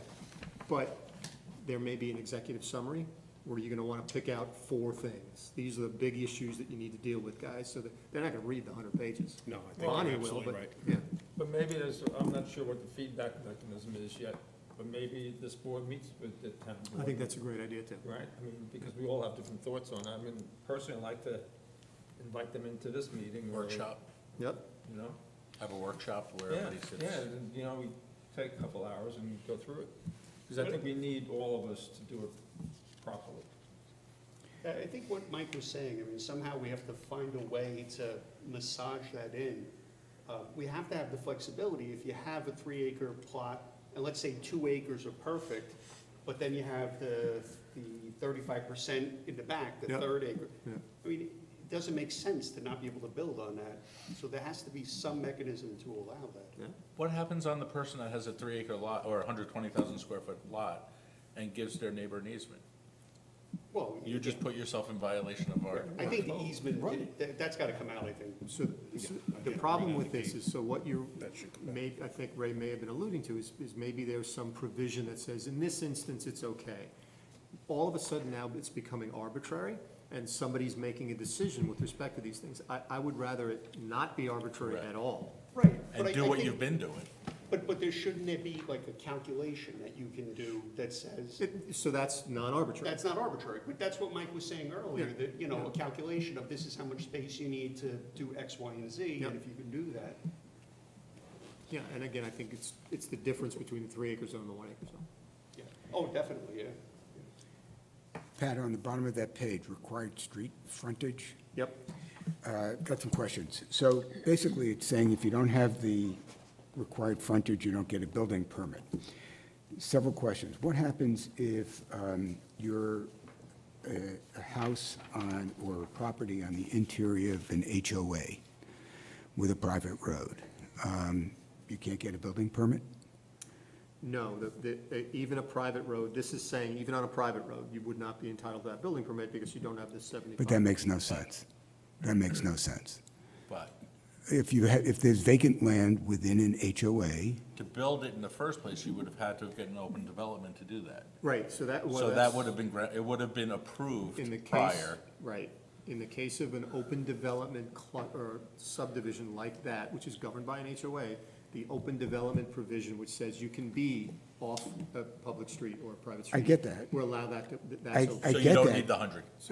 I get that, but this still says no building per, I think this wording needs to change. Needs to either incorporate exceptions, or it says, It's actually, that's actually 280A out of the state law, right? There should be, unless, you're right, there should be a comma, Unless. unless a 280A open development approval has Yeah. been granted, something like that. and then what if you're, and maybe this is one of the things you were talking about, if you're a new development and you've got undedicated roads in there, same issue? So I'm just looking at this, Bob, I do see that there is 288 referenced in that, but it's not referenced the way you suggested. Right. So I think it does need to be reworked, I think. And then, what if I am one of these pre-existing homes, and I want to put an addition on it? Once the home's there, you Yeah. have, it doesn't go backwards. So if you got approval, or they built on a 80-foot wide lot, they don't have 100 feet of frontage, they don't need it to put an addition on their house, if that's what you're asking. Okay. Is that what It's you not mean? going to be I'm sorry, it's I'm not, in trying- other words, it's not going to be a barrier. That's correct. Okay. No. But that's not what it says, so again, it's the language. So Yeah. this goes to the building permit. So this is confusing Yeah. a lot, which can be non-conforming, and if you have a legal non-conforming lot, It- you still can't build your house. It But seems. that lot's legal, that doesn't make sense. It seems the reference to building permit is the problem. I agree with that. Yep. Right now, it says required street frontage, no building permit shall be issued for any structure unless the lot upon which the structure is to be built has frontage of at least 100 feet on a town, county, or state street or highway, which street or highway shall provide safe access as provided in Town Law 280A. At cul-de-sacs, turnarounds, or similar cases, 50 feet of frontage is Yeah, permissible. basically the same, It's basically the same thing. but it's still problematic. Well, we have the one in front of us now that the property's like a lollipop, but the one in the house doesn't have. Right, frontage. yeah. So we're dealing with that right now. That's an open development. Right. That's exactly And what that's it going is. to go in front of the town board. That's because- correct. So it's a special approval granted by the town board. Yep. Now, if that was an existing lot without frontage, they would have to go to the zoning board for the 280A variance, which is what I was saying, that's a 280A law. Gotcha. So a lot of the next page, a lot of this is existing language, a couple of new provisions, but it's basically telling Mike how to do his job. That's what these provisions basically do. So one question I have on page 37 on the bottom, pre-existing lots. Yeah, The reference to single ownership, I don't know what that means. So if I have a dwelling that is jointly held between husband and wife, or it's jointly held between children, is that single ownership? Where are you? Page 37, down on the bottom, pre-existing lots and dwellings. 15612. 11, sorry. My numbering is different, so I Says apologize. any owner of a lot in existence on the effective date of the zoning I can't chapter. imagine that that is intended to exclude that. But that wording is very, I've never even heard of that word, Yeah. that phrase. Any owner of a lot Yeah, is what if it's jointly owned by? Yeah, so what are we trying to get at? I think,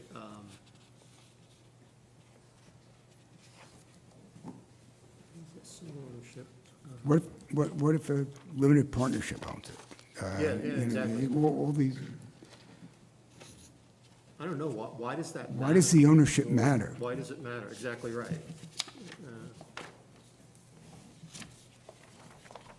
We can table it, but, I mean, that's the comment. Is that existing language? It looks familiar. So the next thing, so is this new? We don't have that now. Yes, we do. We do? This table is what I got passed by the town board because of the 3-acre zoning that came in across the board. So we had lots in, up in Carmel, Lake Baldwin, we'll say, Secor and Raymond Hill, whatever that other road is up there.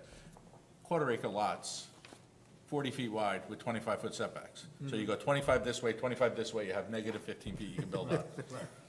Everybody needed a variance for anything they wanted to do, so I went. Like the sheds in the backyard we talked about. So I went back to the old zoning, that 40-10, 40-20, 40-30, 60-40, 60 zone, and I made it a new table that they accepted for if you want to put an addition on your existing house or put a shed in your yard on an existing lot, then you go by the setbacks that were the old setbacks. It really helped lessen the necessity you're for talking about variance this for table? every single Yeah. thing Yeah. that we did. Otherwise, people, there were so many lots that were just they couldn't do it. Rendered unbuildable. A 40-foot front yard, 40-foot rear yard, So it's a 100-foot lot. There's no way that they were gonna. this was the recognition of the mistake that was made by universally upzoning the entire community to 3 acre.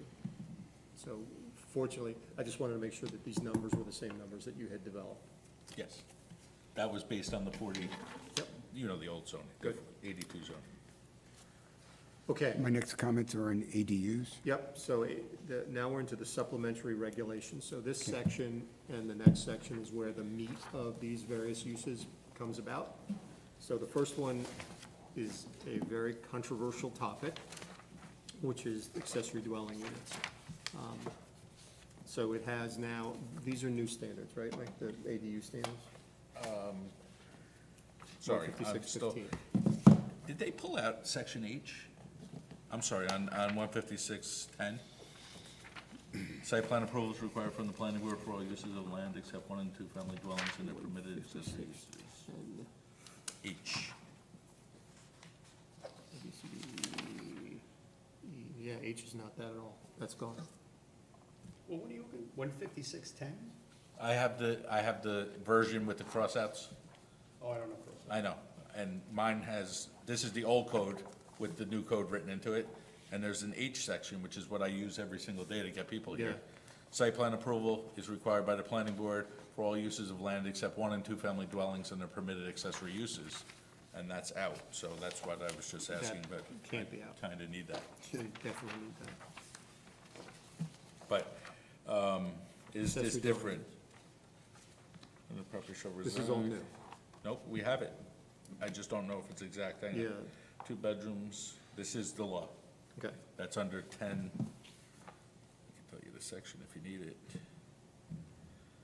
Currently, accessory. So accessory dwelling units, as you know, there was, last year, the governor advanced a proposal to require state model to be adopted by every local community. Roundly criticized, she backed away from that, it was abandoned. But it's a significant issue. And this is a little bit confusing when I look at the language in detail, so, This is not that law, though. no, it's right, this is our. This own is our law, Yeah. okay, I just wanna, Yep.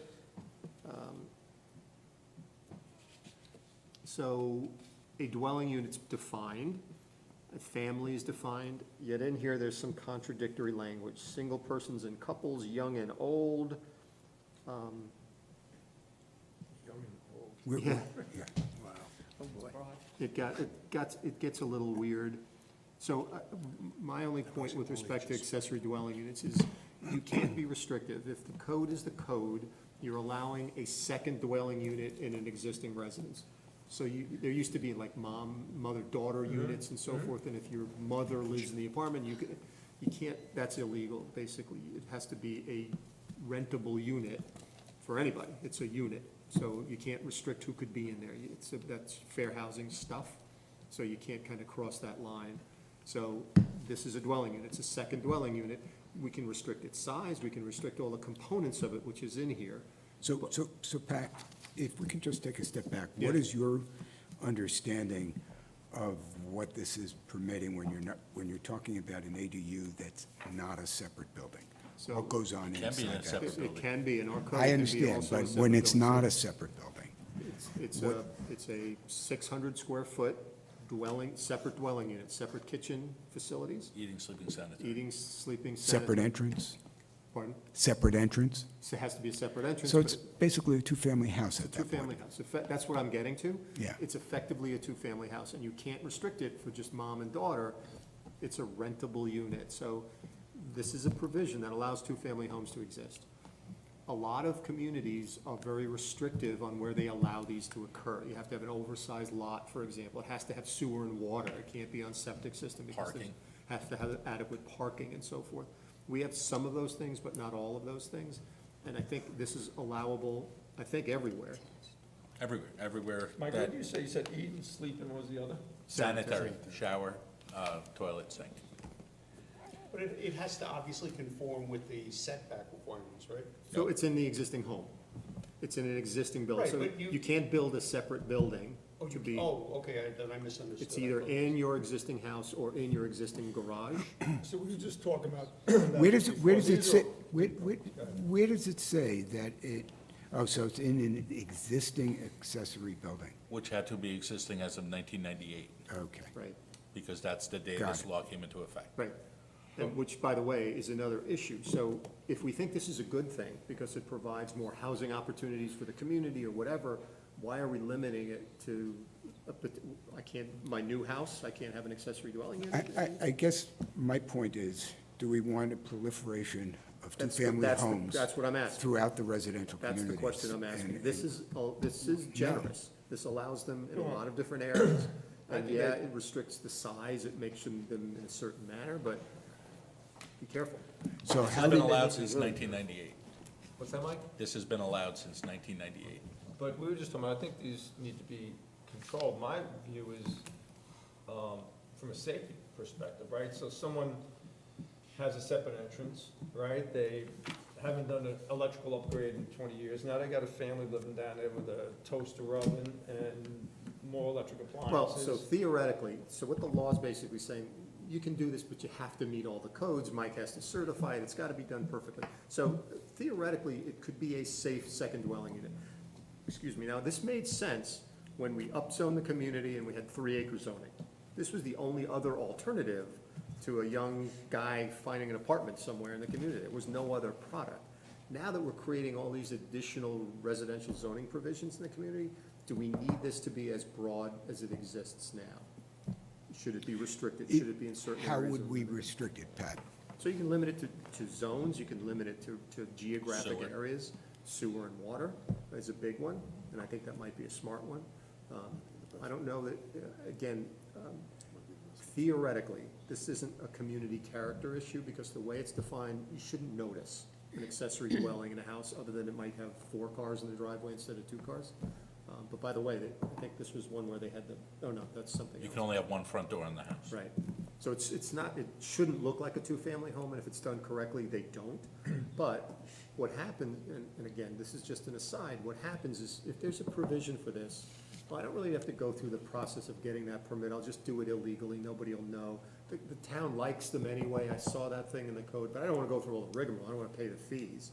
And now you have a proliferation of illegal ADUs. That's a problem. That's where you have the hot plate that burns the house down. Doing them illegally or encouraging them illegally, and by putting the provision in the code, it's sort of saying, we like these things. And again, there's an inclination to do these illegally. Everywhere, it's That's what's universal, because it's easy to do. happening. Mike's not gonna know. I went to Home Depot, I bought a stove, I built a wall, boom, I'm done. That's what's happening now we're talking about. Well, it's usually the neighbor that complains. That's when That's we find exactly out. right. Yep.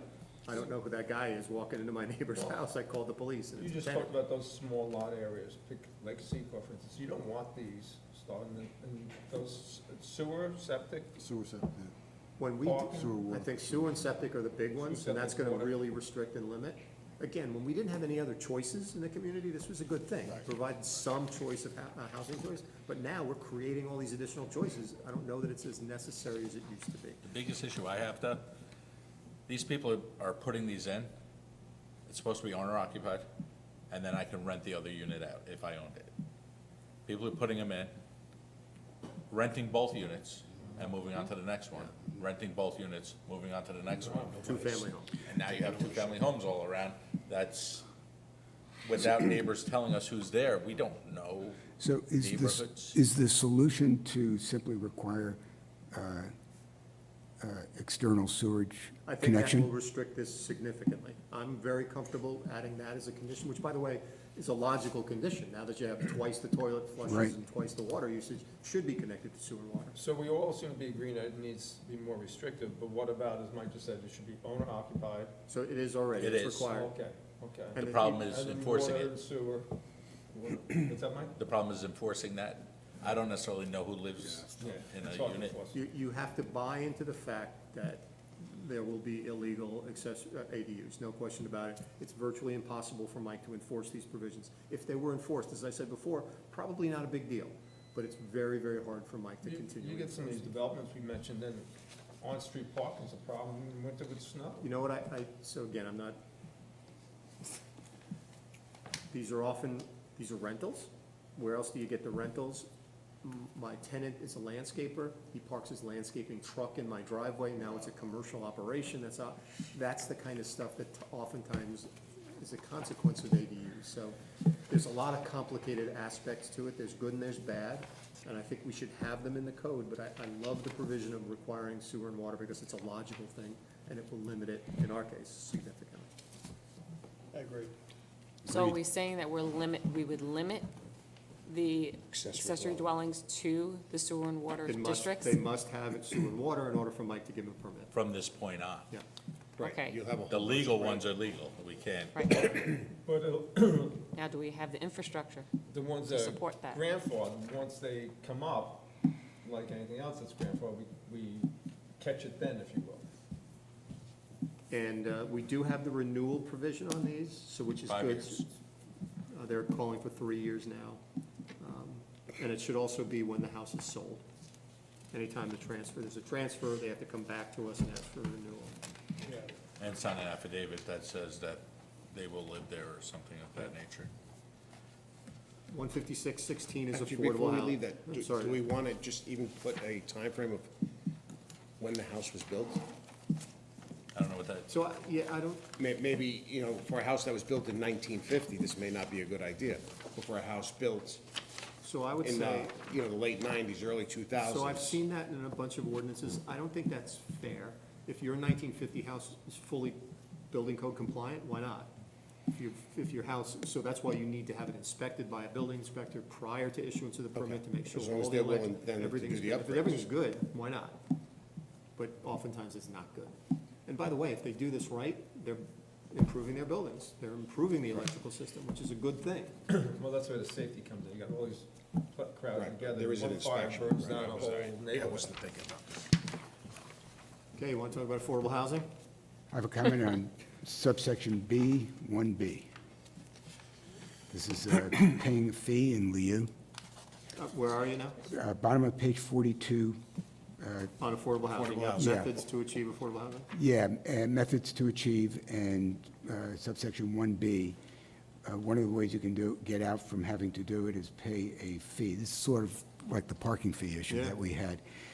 I just feel that paying a fee, aside from the fact that it'll become just the cost of doing business, where does that money go? How does it get distributed? How do I, what century does it get distributed? That's a It's very not- good point. It's So just not we don't something. have a Carmel Housing Trust Fund that would be created to Yeah. accommodate this. The theory is the money goes into that pot and the town builds affordable housing somewhere. That's theoretically how it's It's not done. gonna happen. It's never gonna happen. You're absolutely right. It takes a lot of money to build affordable housing projects. We're not gonna build 2 units somewhere. We build a 25-unit building or something like that. That's millions of dollars to do something like that. So you're right, a century of fees before we get there. And then just below it, donations of land to the town suitable to construction of affordable housing. So they donate the land, the town is gonna build this? That's Same issue, right? same issue. And what we'll get, by the way, is the project we had on, what's that? The junk land. The junk land, but the project we saw on the Union Place property, that's what's gonna happen. It's gonna be an agency that's gonna come in and on behalf of the town, propose a project. And when they do that, it's a 150-unit project. It's not a 25-unit project or a 12-unit project. In order for it to be viable for them, those are big projects. So this is, we don't have a provision today. We are not, like Westchester County, under the legal mandate of the federal government to do that here. But as you've heard Joe Charbonneau say a million times, we could be in a heartbeat. So ignoring affordable housing is risky. Sooner or later, the advocacy groups are gonna show up and start saying, you gotta do it, you gotta do it. The slippery slope is, it is other agencies and other governments that control that typically, and in home rule communities in Westchester County, there's 6 of them that are fighting this, saying, we're home rule communities, you're not gonna tell us what to do, we'll do what we wanna do. So, this is, I think, our consultant's effort to do what we wanna do, but what this is proposing is basically the full-fledged affordable housing program. So, do we wanna go there? Isn't this another one where we want to look at our zoning and try to, knowing that, according to Joe, that sooner or later we need this, we want this? Isn't it more where we allow it? So right now, the provision is everywhere, provided if your project is 50 or more units. So anything 50 or below, you don't have to do this. So, number one, how often do we see 50-unit plus projects? We don't see it a lot. So what are we doing? So the fundamental question is there a societal need to provide affordable housing in this community? Is that something we need to do because it's a socially beneficial thing to do? That's issue number one to wrestle with, and you should provide your recommendation to the town board regarding that policy issue. This is a policy issue in many ways. So you need to tell the board it's a good thing to do, or it's a bad thing to do, or we think you should do it in moderation, or limited, or restricted in one way or another. The town board needs to hear that position. Bonnie's given sort of full-fledged, I'm gonna pick on Bonnie, full-fledged provisions that are fulsome and very thorough. Is that where we want to go? So there's affordable housing light in many communities, which is do your best. In certain instances, there aren't mandatory requirements. It's a goal, but not a mandate. There's lots of different ways to address the affordable housing issue, and this is a regulatory mandate. Now, again, I think they've tried to lessen the load by saying 50 units or above. So for a typical 3-lot subdivision that we see all the time, no affordable housing requirement. So, taking Craig's point, this came up in previous conversations that we've had when affordable housing was discussed. We had said really belongs in the hamlets. And now this is taking it everywhere. That's right. And what I'll say, Bob, is we're probably not gonna see 50-unit developments in the hamlets. We don't have big parcels to accommodate 50-unit development, so it ain't gonna happen in the hamlets, probably. 50 units or Can we- gateways to the community. Can we be comfortable that that 50 will remain 50 and not be forced downwards because, Yeah, no, you can't be comfortable. That's the point. So by adopting regulations, you open other agencies to play in our sandbox. Right now, we don't have a sandbox. Nobody's invited in. We've invited folks in because of these provisions. So there are provisions. We can say no to those things, but you know, we had the example. They were funded by outside agencies. Those outside agencies had mandates that had to be accommodated in their project. So when they were pitching their project to you, and you said make changes, some of the responses to you is, we can't make those changes. We get funded, and we have to do it this way. That's what I'm suggesting here. You will get those entities in this particular instance, say, we can't make those changes that you've asked us to do to provide a bigger buffer or a bigger setback, because the building has to be built in a particular way. That's the funding source that we've tapped into. It must be this way. So, you know, that's where it gets tricky. So Pat, what would be your recommendation in terms of what to do with this? So the first piece of that is for the policy decision to be made. This is a big policy change right now, to adopt an affordable housing regulation in the community. So that's above my pay grade. That's you guys and those guys to decide, do we need to do this? Should we do this? And, you know, Joe's right. Sooner or later, we probably have to do something like this. But do we have to do it now? Is this the right time? And is this the right tool? I think this came Can up we take because a- of that. I'm not sure we have to do it now, but I think at some point, it's better to control our own destiny than to have something shoved down our throats. That's a good point.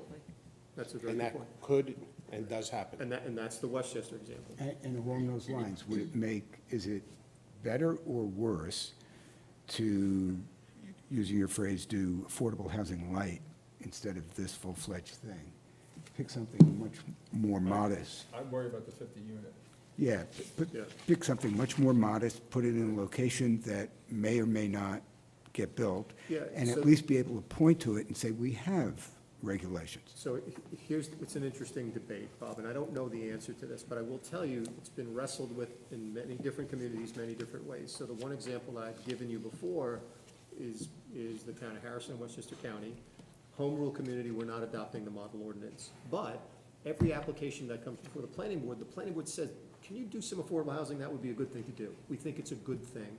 And the developers would provide, in some instances, the same level that the affordable housing model ordinance requires. In other instances, I'll give you 2 units on the end, whatever it was. It was all voluntary. Whether it met the 80% of AMI, sometimes it was 60% of AMI, not the model ordinance. Sometimes it was. That community produced, so the lawsuit had a number for every community. Every community had a fixed number, 50 units, and I think Harrison's number was like 45. They developed voluntarily through the work of the planning board something like 85 affordable units that were not market rate units. The federal monitor said, you get 0 credit for any of those, because you didn't do it with our model. So I don't give you any credit for that. So the point is, affordable housing light might not matter if we're doing this to satisfy a federal oversight.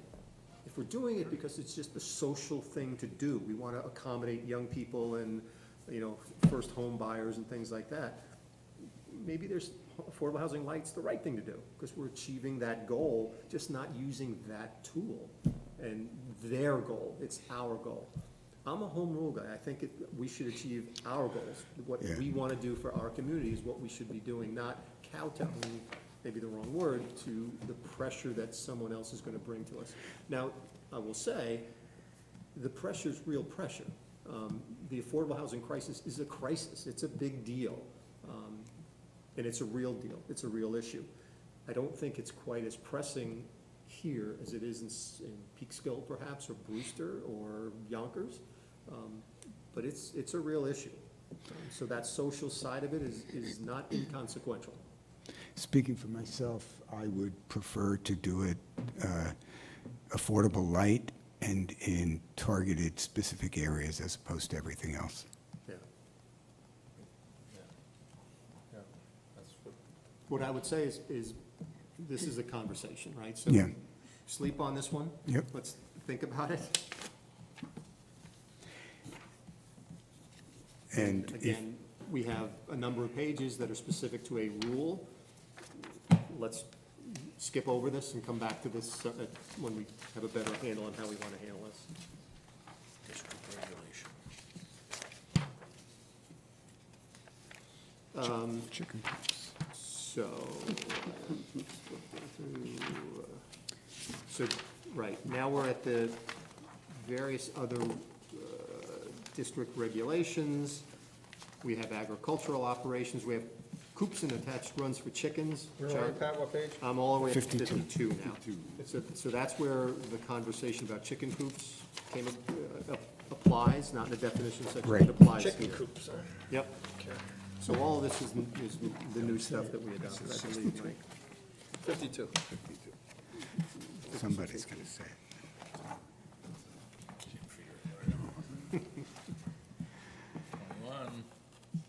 My next comments are in section 19, the fences, walls, and storage sheds. I'm Let Mike take a look at coops. Oh, I'm sorry. Just want to make sure that's, no, it's changed, right? Yes.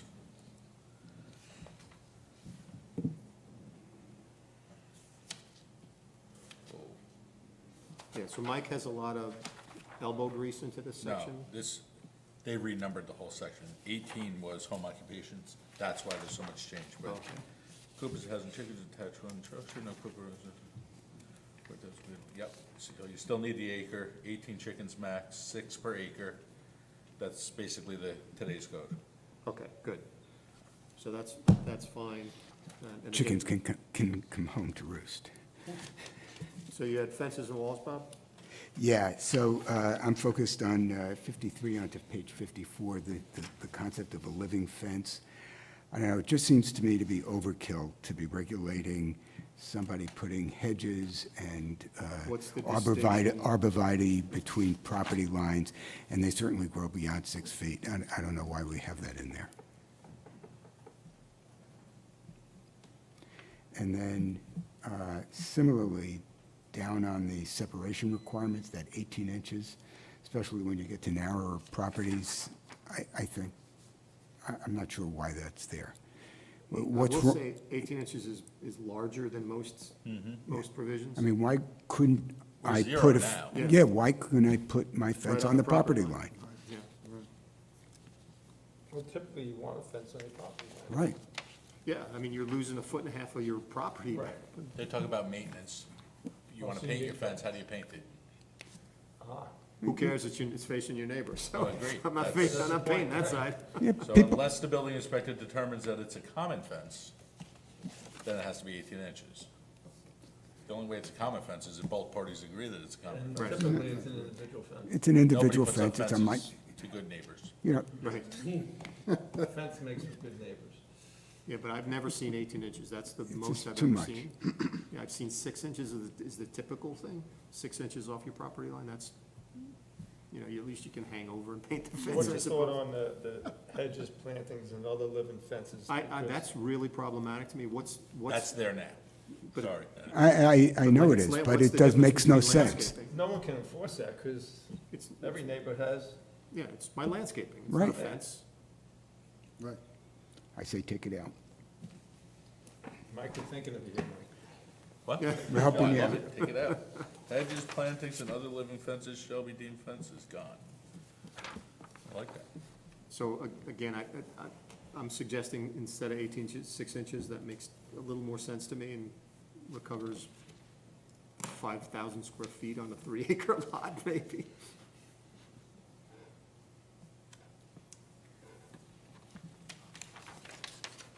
Farm stands, outdoor dining and sidewalk cafes, that's Yeah, I on had a- page 55. I Yeah, had no, in Section A, just inconsistent wording.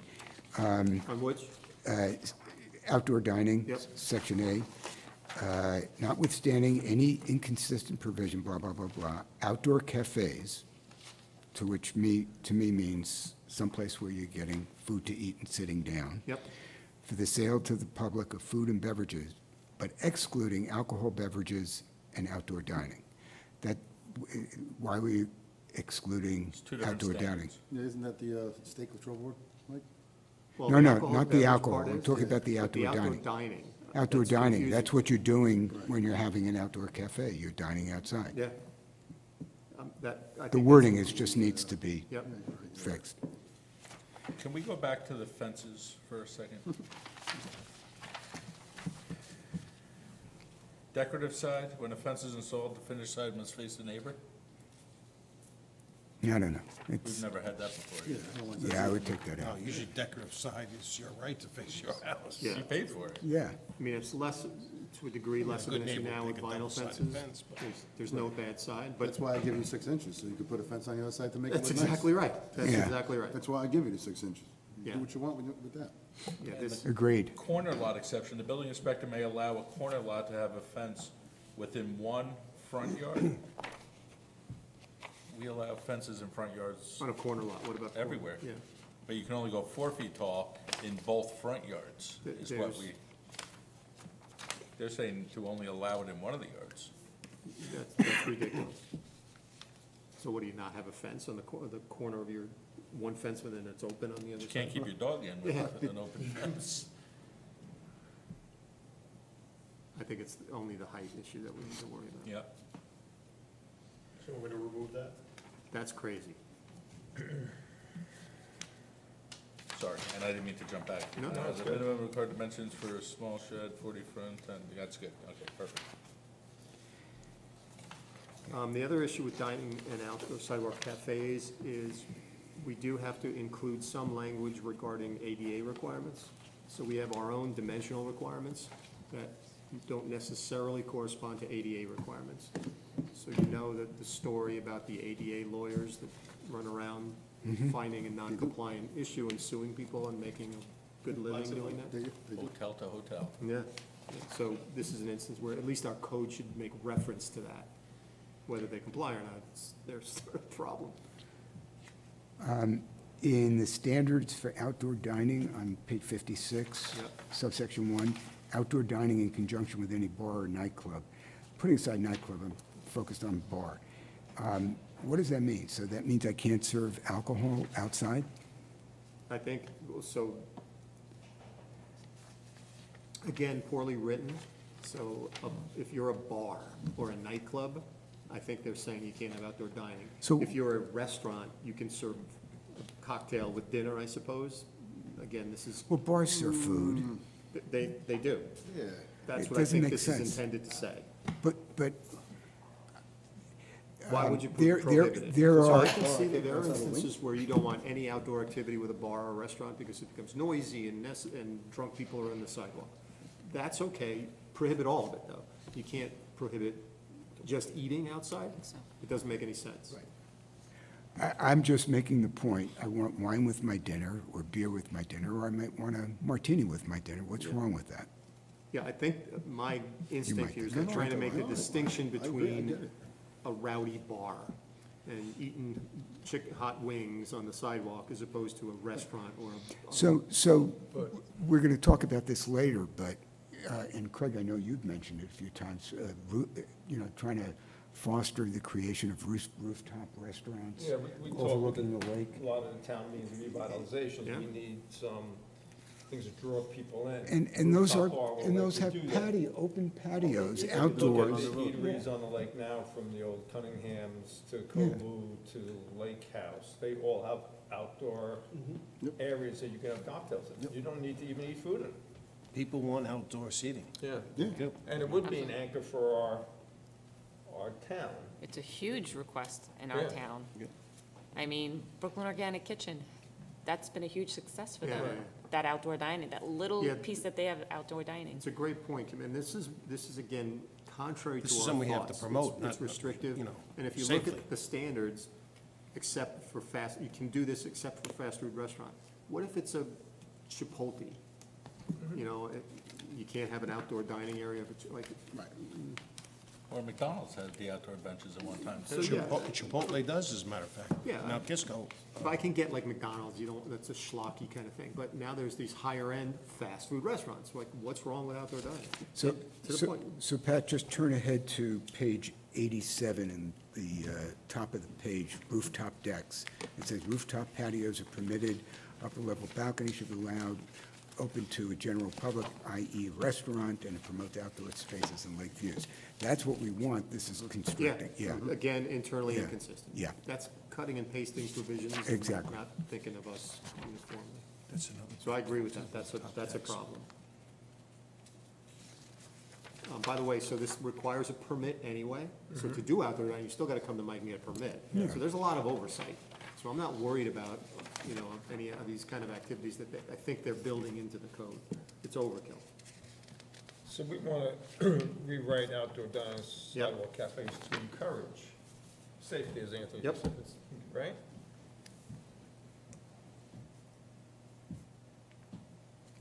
Private stables, we've been dealing with those periodically. I think we do a good job with those. Those provisions are good. Private swimming pools, I think those provisions are fine. Temporary trailers and tents.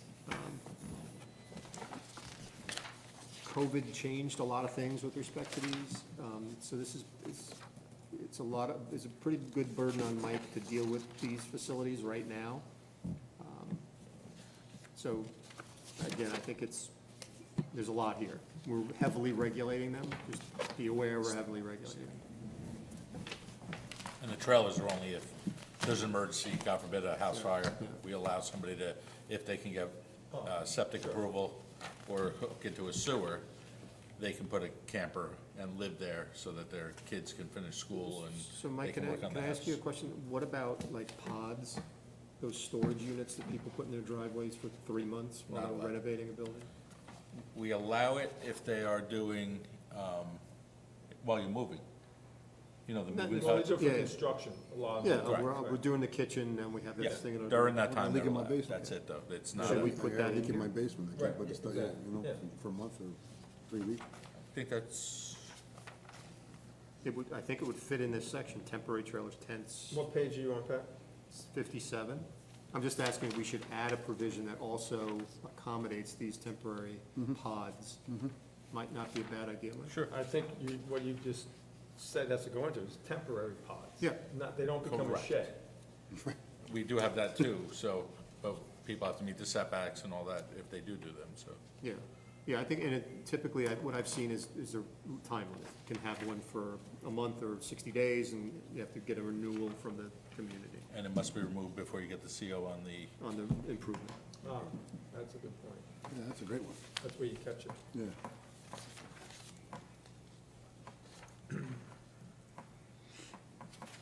Okay, next is the solar energy systems.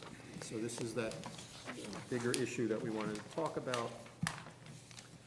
Page 59. Page 59. So a lot of this comes from the NYSERDA model ordinance, so it's good stuff. It's been tried and true and tested in that regard. The one thing that I think is a policy issue you need to think about is the issue we mentioned briefly earlier before, which is, are we going to allow people to tear down 30 acres of woods to install a solar facility or a battery storage facility?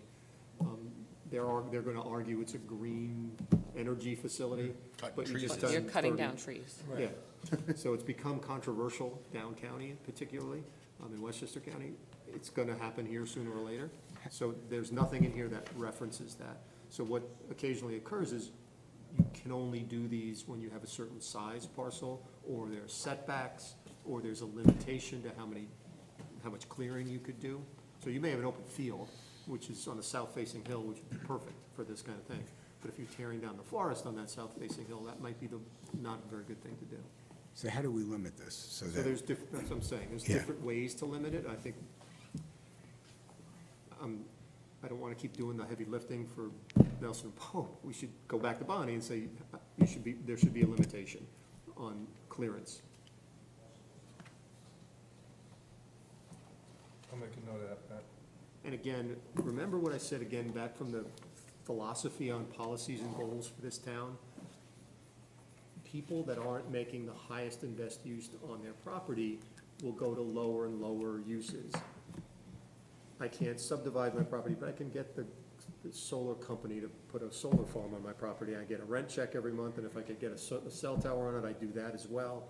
And we become the junk drawer of an adjacent community by accommodating all these less than higher and best uses. So there's a reality, and we should accommodate them to a certain degree, but by giving up the ship to say, wherever you want to do it, go ahead, come on in. is there a way to come at this differently, which is to, instead of clearing open land, whether it's forested or unforested, and taking it off Yeah.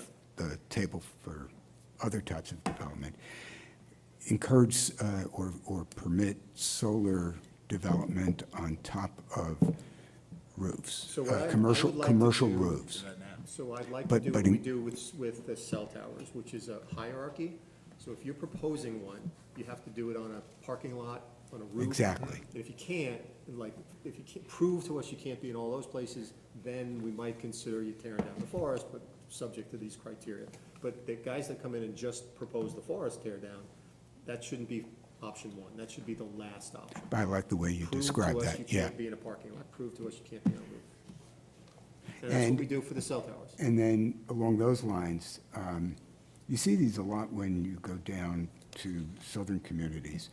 The canopy systems, Yep.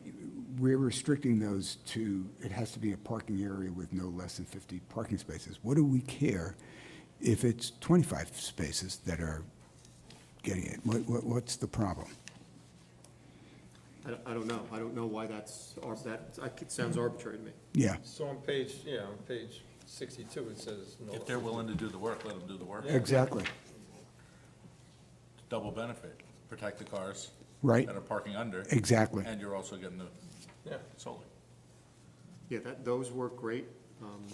And again, I know that they're in a lot of institutional places, a lot of town halls now have them, and the employees fight to be in there because you're out of the weather Universities until they have realize the businesses have- pigeons wind up roosting in there, and then their cars are covered with, on the way to Car wash. the car wash on the way home every day. You go to parks, they have in the parking lot, you know, Yeah. big canopy systems. Yeah, yeah, that's where they ought to be. That's a good solution, and I think that should be our hierarchy. Yeah. That's where we ought to be. The one that's proposed here that we were talking to the other day, one of our car dealerships where they park Yeah. their cars is looking to do that. Perfect. Perfect. Can't see it. It's far enough from the road that you can't see it, so.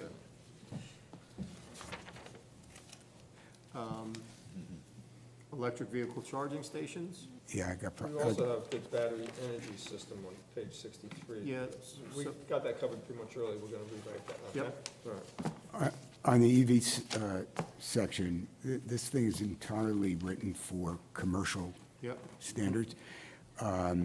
So, for example, it's, subsection C1 on the top of page 64, level 2 charging stations shall be subject to a building permit. Everybody just goes on Amazon, if you have an electric charging, an electric vehicle, you buy the unit, costs several $100.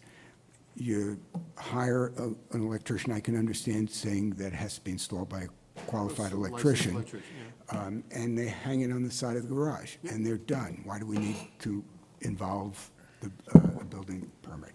Also, when you start looking at the standards, a lot of these standards only apply to commercial. When you start dealing with parking spaces, bollards, site lighting, all this stuff is really commercial stuff. And so we need this tailored into being specific to commercial and much more relaxed requirement for residential. Mike, if somebody puts an electric dryer in their house and calls an electrician to put in a 240 line, do they need a building permit? No, but they need an electrical permit from the county. Okay, and that's what the electrician does, right? Yep.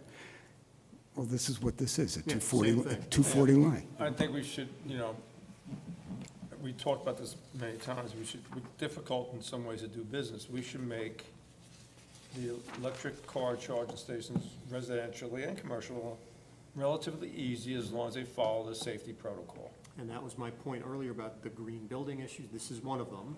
Make it easy to do it, not make it hard to do it. It's again, internally inconsistent. There's a lot of that, as you're seeing. Allow it, but don't require it to a fault, Yeah. where it's gonna cost somebody so much money to do it that they can't do their project. You know, Or if they you just, allow them to or do they it- just ignore it and do it, That's you what know. happened. Yeah, Yeah. that's That's what I'm the just gonna default. say. I'm If doing the it country's anyway. going this way, we should go that way with them safely, not. That's what I'm saying, allow it. Have people jury-rig things. Correct. Allow it correctly, but don't mandate it where people are doing it wrong Like and putting, doing it yeah, backwards. putting a generator in, an electric dryer, whatever the case. Yeah. So Craig, we've been at this for 2 hours. The next one is docks and piers. Do you want to start that now, or do you want to save that for another time? We got 3 more hours tonight. So our next, what page are you on, Pat? 65. 65. That one might take some time. I think for those, It's a nice way to put for it. those that have gone through them, it's just, 95%. All the town meetings, that if you, they're all on video, if you go back and listen to them, 95% of the town meetings where there's been public hearings, or where bodies come to present, have all been about docks, piers, lake, waterfront. 5% or so, and it should be more than 5%, have come to talk about infrastructure, right? The people have come, one person in particular comes to mind, made a lot of sense, because as Pat said earlier, a lot of this can't be done without infrastructure. So I think we need to do due diligence on the Agreed. docks and piers. Started by saying So thank you, everybody. That was very, very helpful. To be continued. Yeah. Good, that. Sorry, the only thing I would say, I know we gotta go, we all wanna go home, but for the affordable housing, does anybody here know anybody in the fire departments? Because that's a lot of times you'll see people that wanna do something for affordable housing is, why do I wanna do this for my community? Right, so what we found in Bedford Hills and Katona and other places I volunteered, young guys that were great firemen were leaving the area because they couldn't can't- afford to yeah. live there. So having a joint, like, some type of cooperation with the fire department, if that's a problem in this area, I don't know that. That's why I'm asking if anybody knows anybody. I don't. So that's the whole, so what, this started with affordable housing, then it swayed into what they call it workforce housing. To provide for teachers and firefighters and local people. Right. The federal government got involved and said, you can't really make that distinction. And you can't limit it to people in your community only. If you are adopting a law that says there's these lower cost units, they have to be made available to everybody, and you can't restrict them to only residents. That's the problem with enforcing this. So that's why affordable housing light could be a solution, because we're not bound by the federal government if we do that. And we can, through our own regulations, tailor these things. It's borderline shaky, but if we adopt what we adopted now, open everybody, Oh, yeah, no, it's you open can't season. target Yeah. local people. Right, that's for sure. Even if they're not getting state money? Even if they're not getting state I money, think that's right. now it's the fair housing law issues. I don't care so much about tailoring it toward us. I mean, you can move here and become a fireman, that'd be great, right? But people are leaving because of it, and I think Putnam's not exactly too far behind Westchester in that. That's absolutely right. And while it may be a couple of nickels cheaper to live here Correct. than it is in Bedford. Correct. It's Well, not I a saved a lot. couple of nickels moving up here. The I'll tell you that. 3-acre zoning seemed to have chased a lot of younger people out. And we haven't done no a lot fault of of their own. apartments, we don't have a lot of apartments around, and we've been talking about that for some time, you're right. Even not, the 3-acre zone is just the lack, the cluster home, we haven't had that in our code to build. Well, we have cluster homes in the code. Cluster development. Cluster developments, we have that. We have our own unique cluster provision, Right. not the provision that's talked about. Right. That's why I think light might be a good idea. That's what I was saying. If we're gonna do something, let's do something with a purpose, not just to fill a void because you open it up to God knows what, right? Mm-hmm. So, I'm a home rule guy too, sir, believe you me. Next meeting, I believe, is December 10th. I think I think it's relatively light agenda, and then we'll continue with this. Does someone like to make a motion to adjourn? I'll make a motion to adjourn. Second, All in favor? Aye. Good night, everybody. good night. Thank you, Mr. Night. Clear. It's a lot of good work, sir.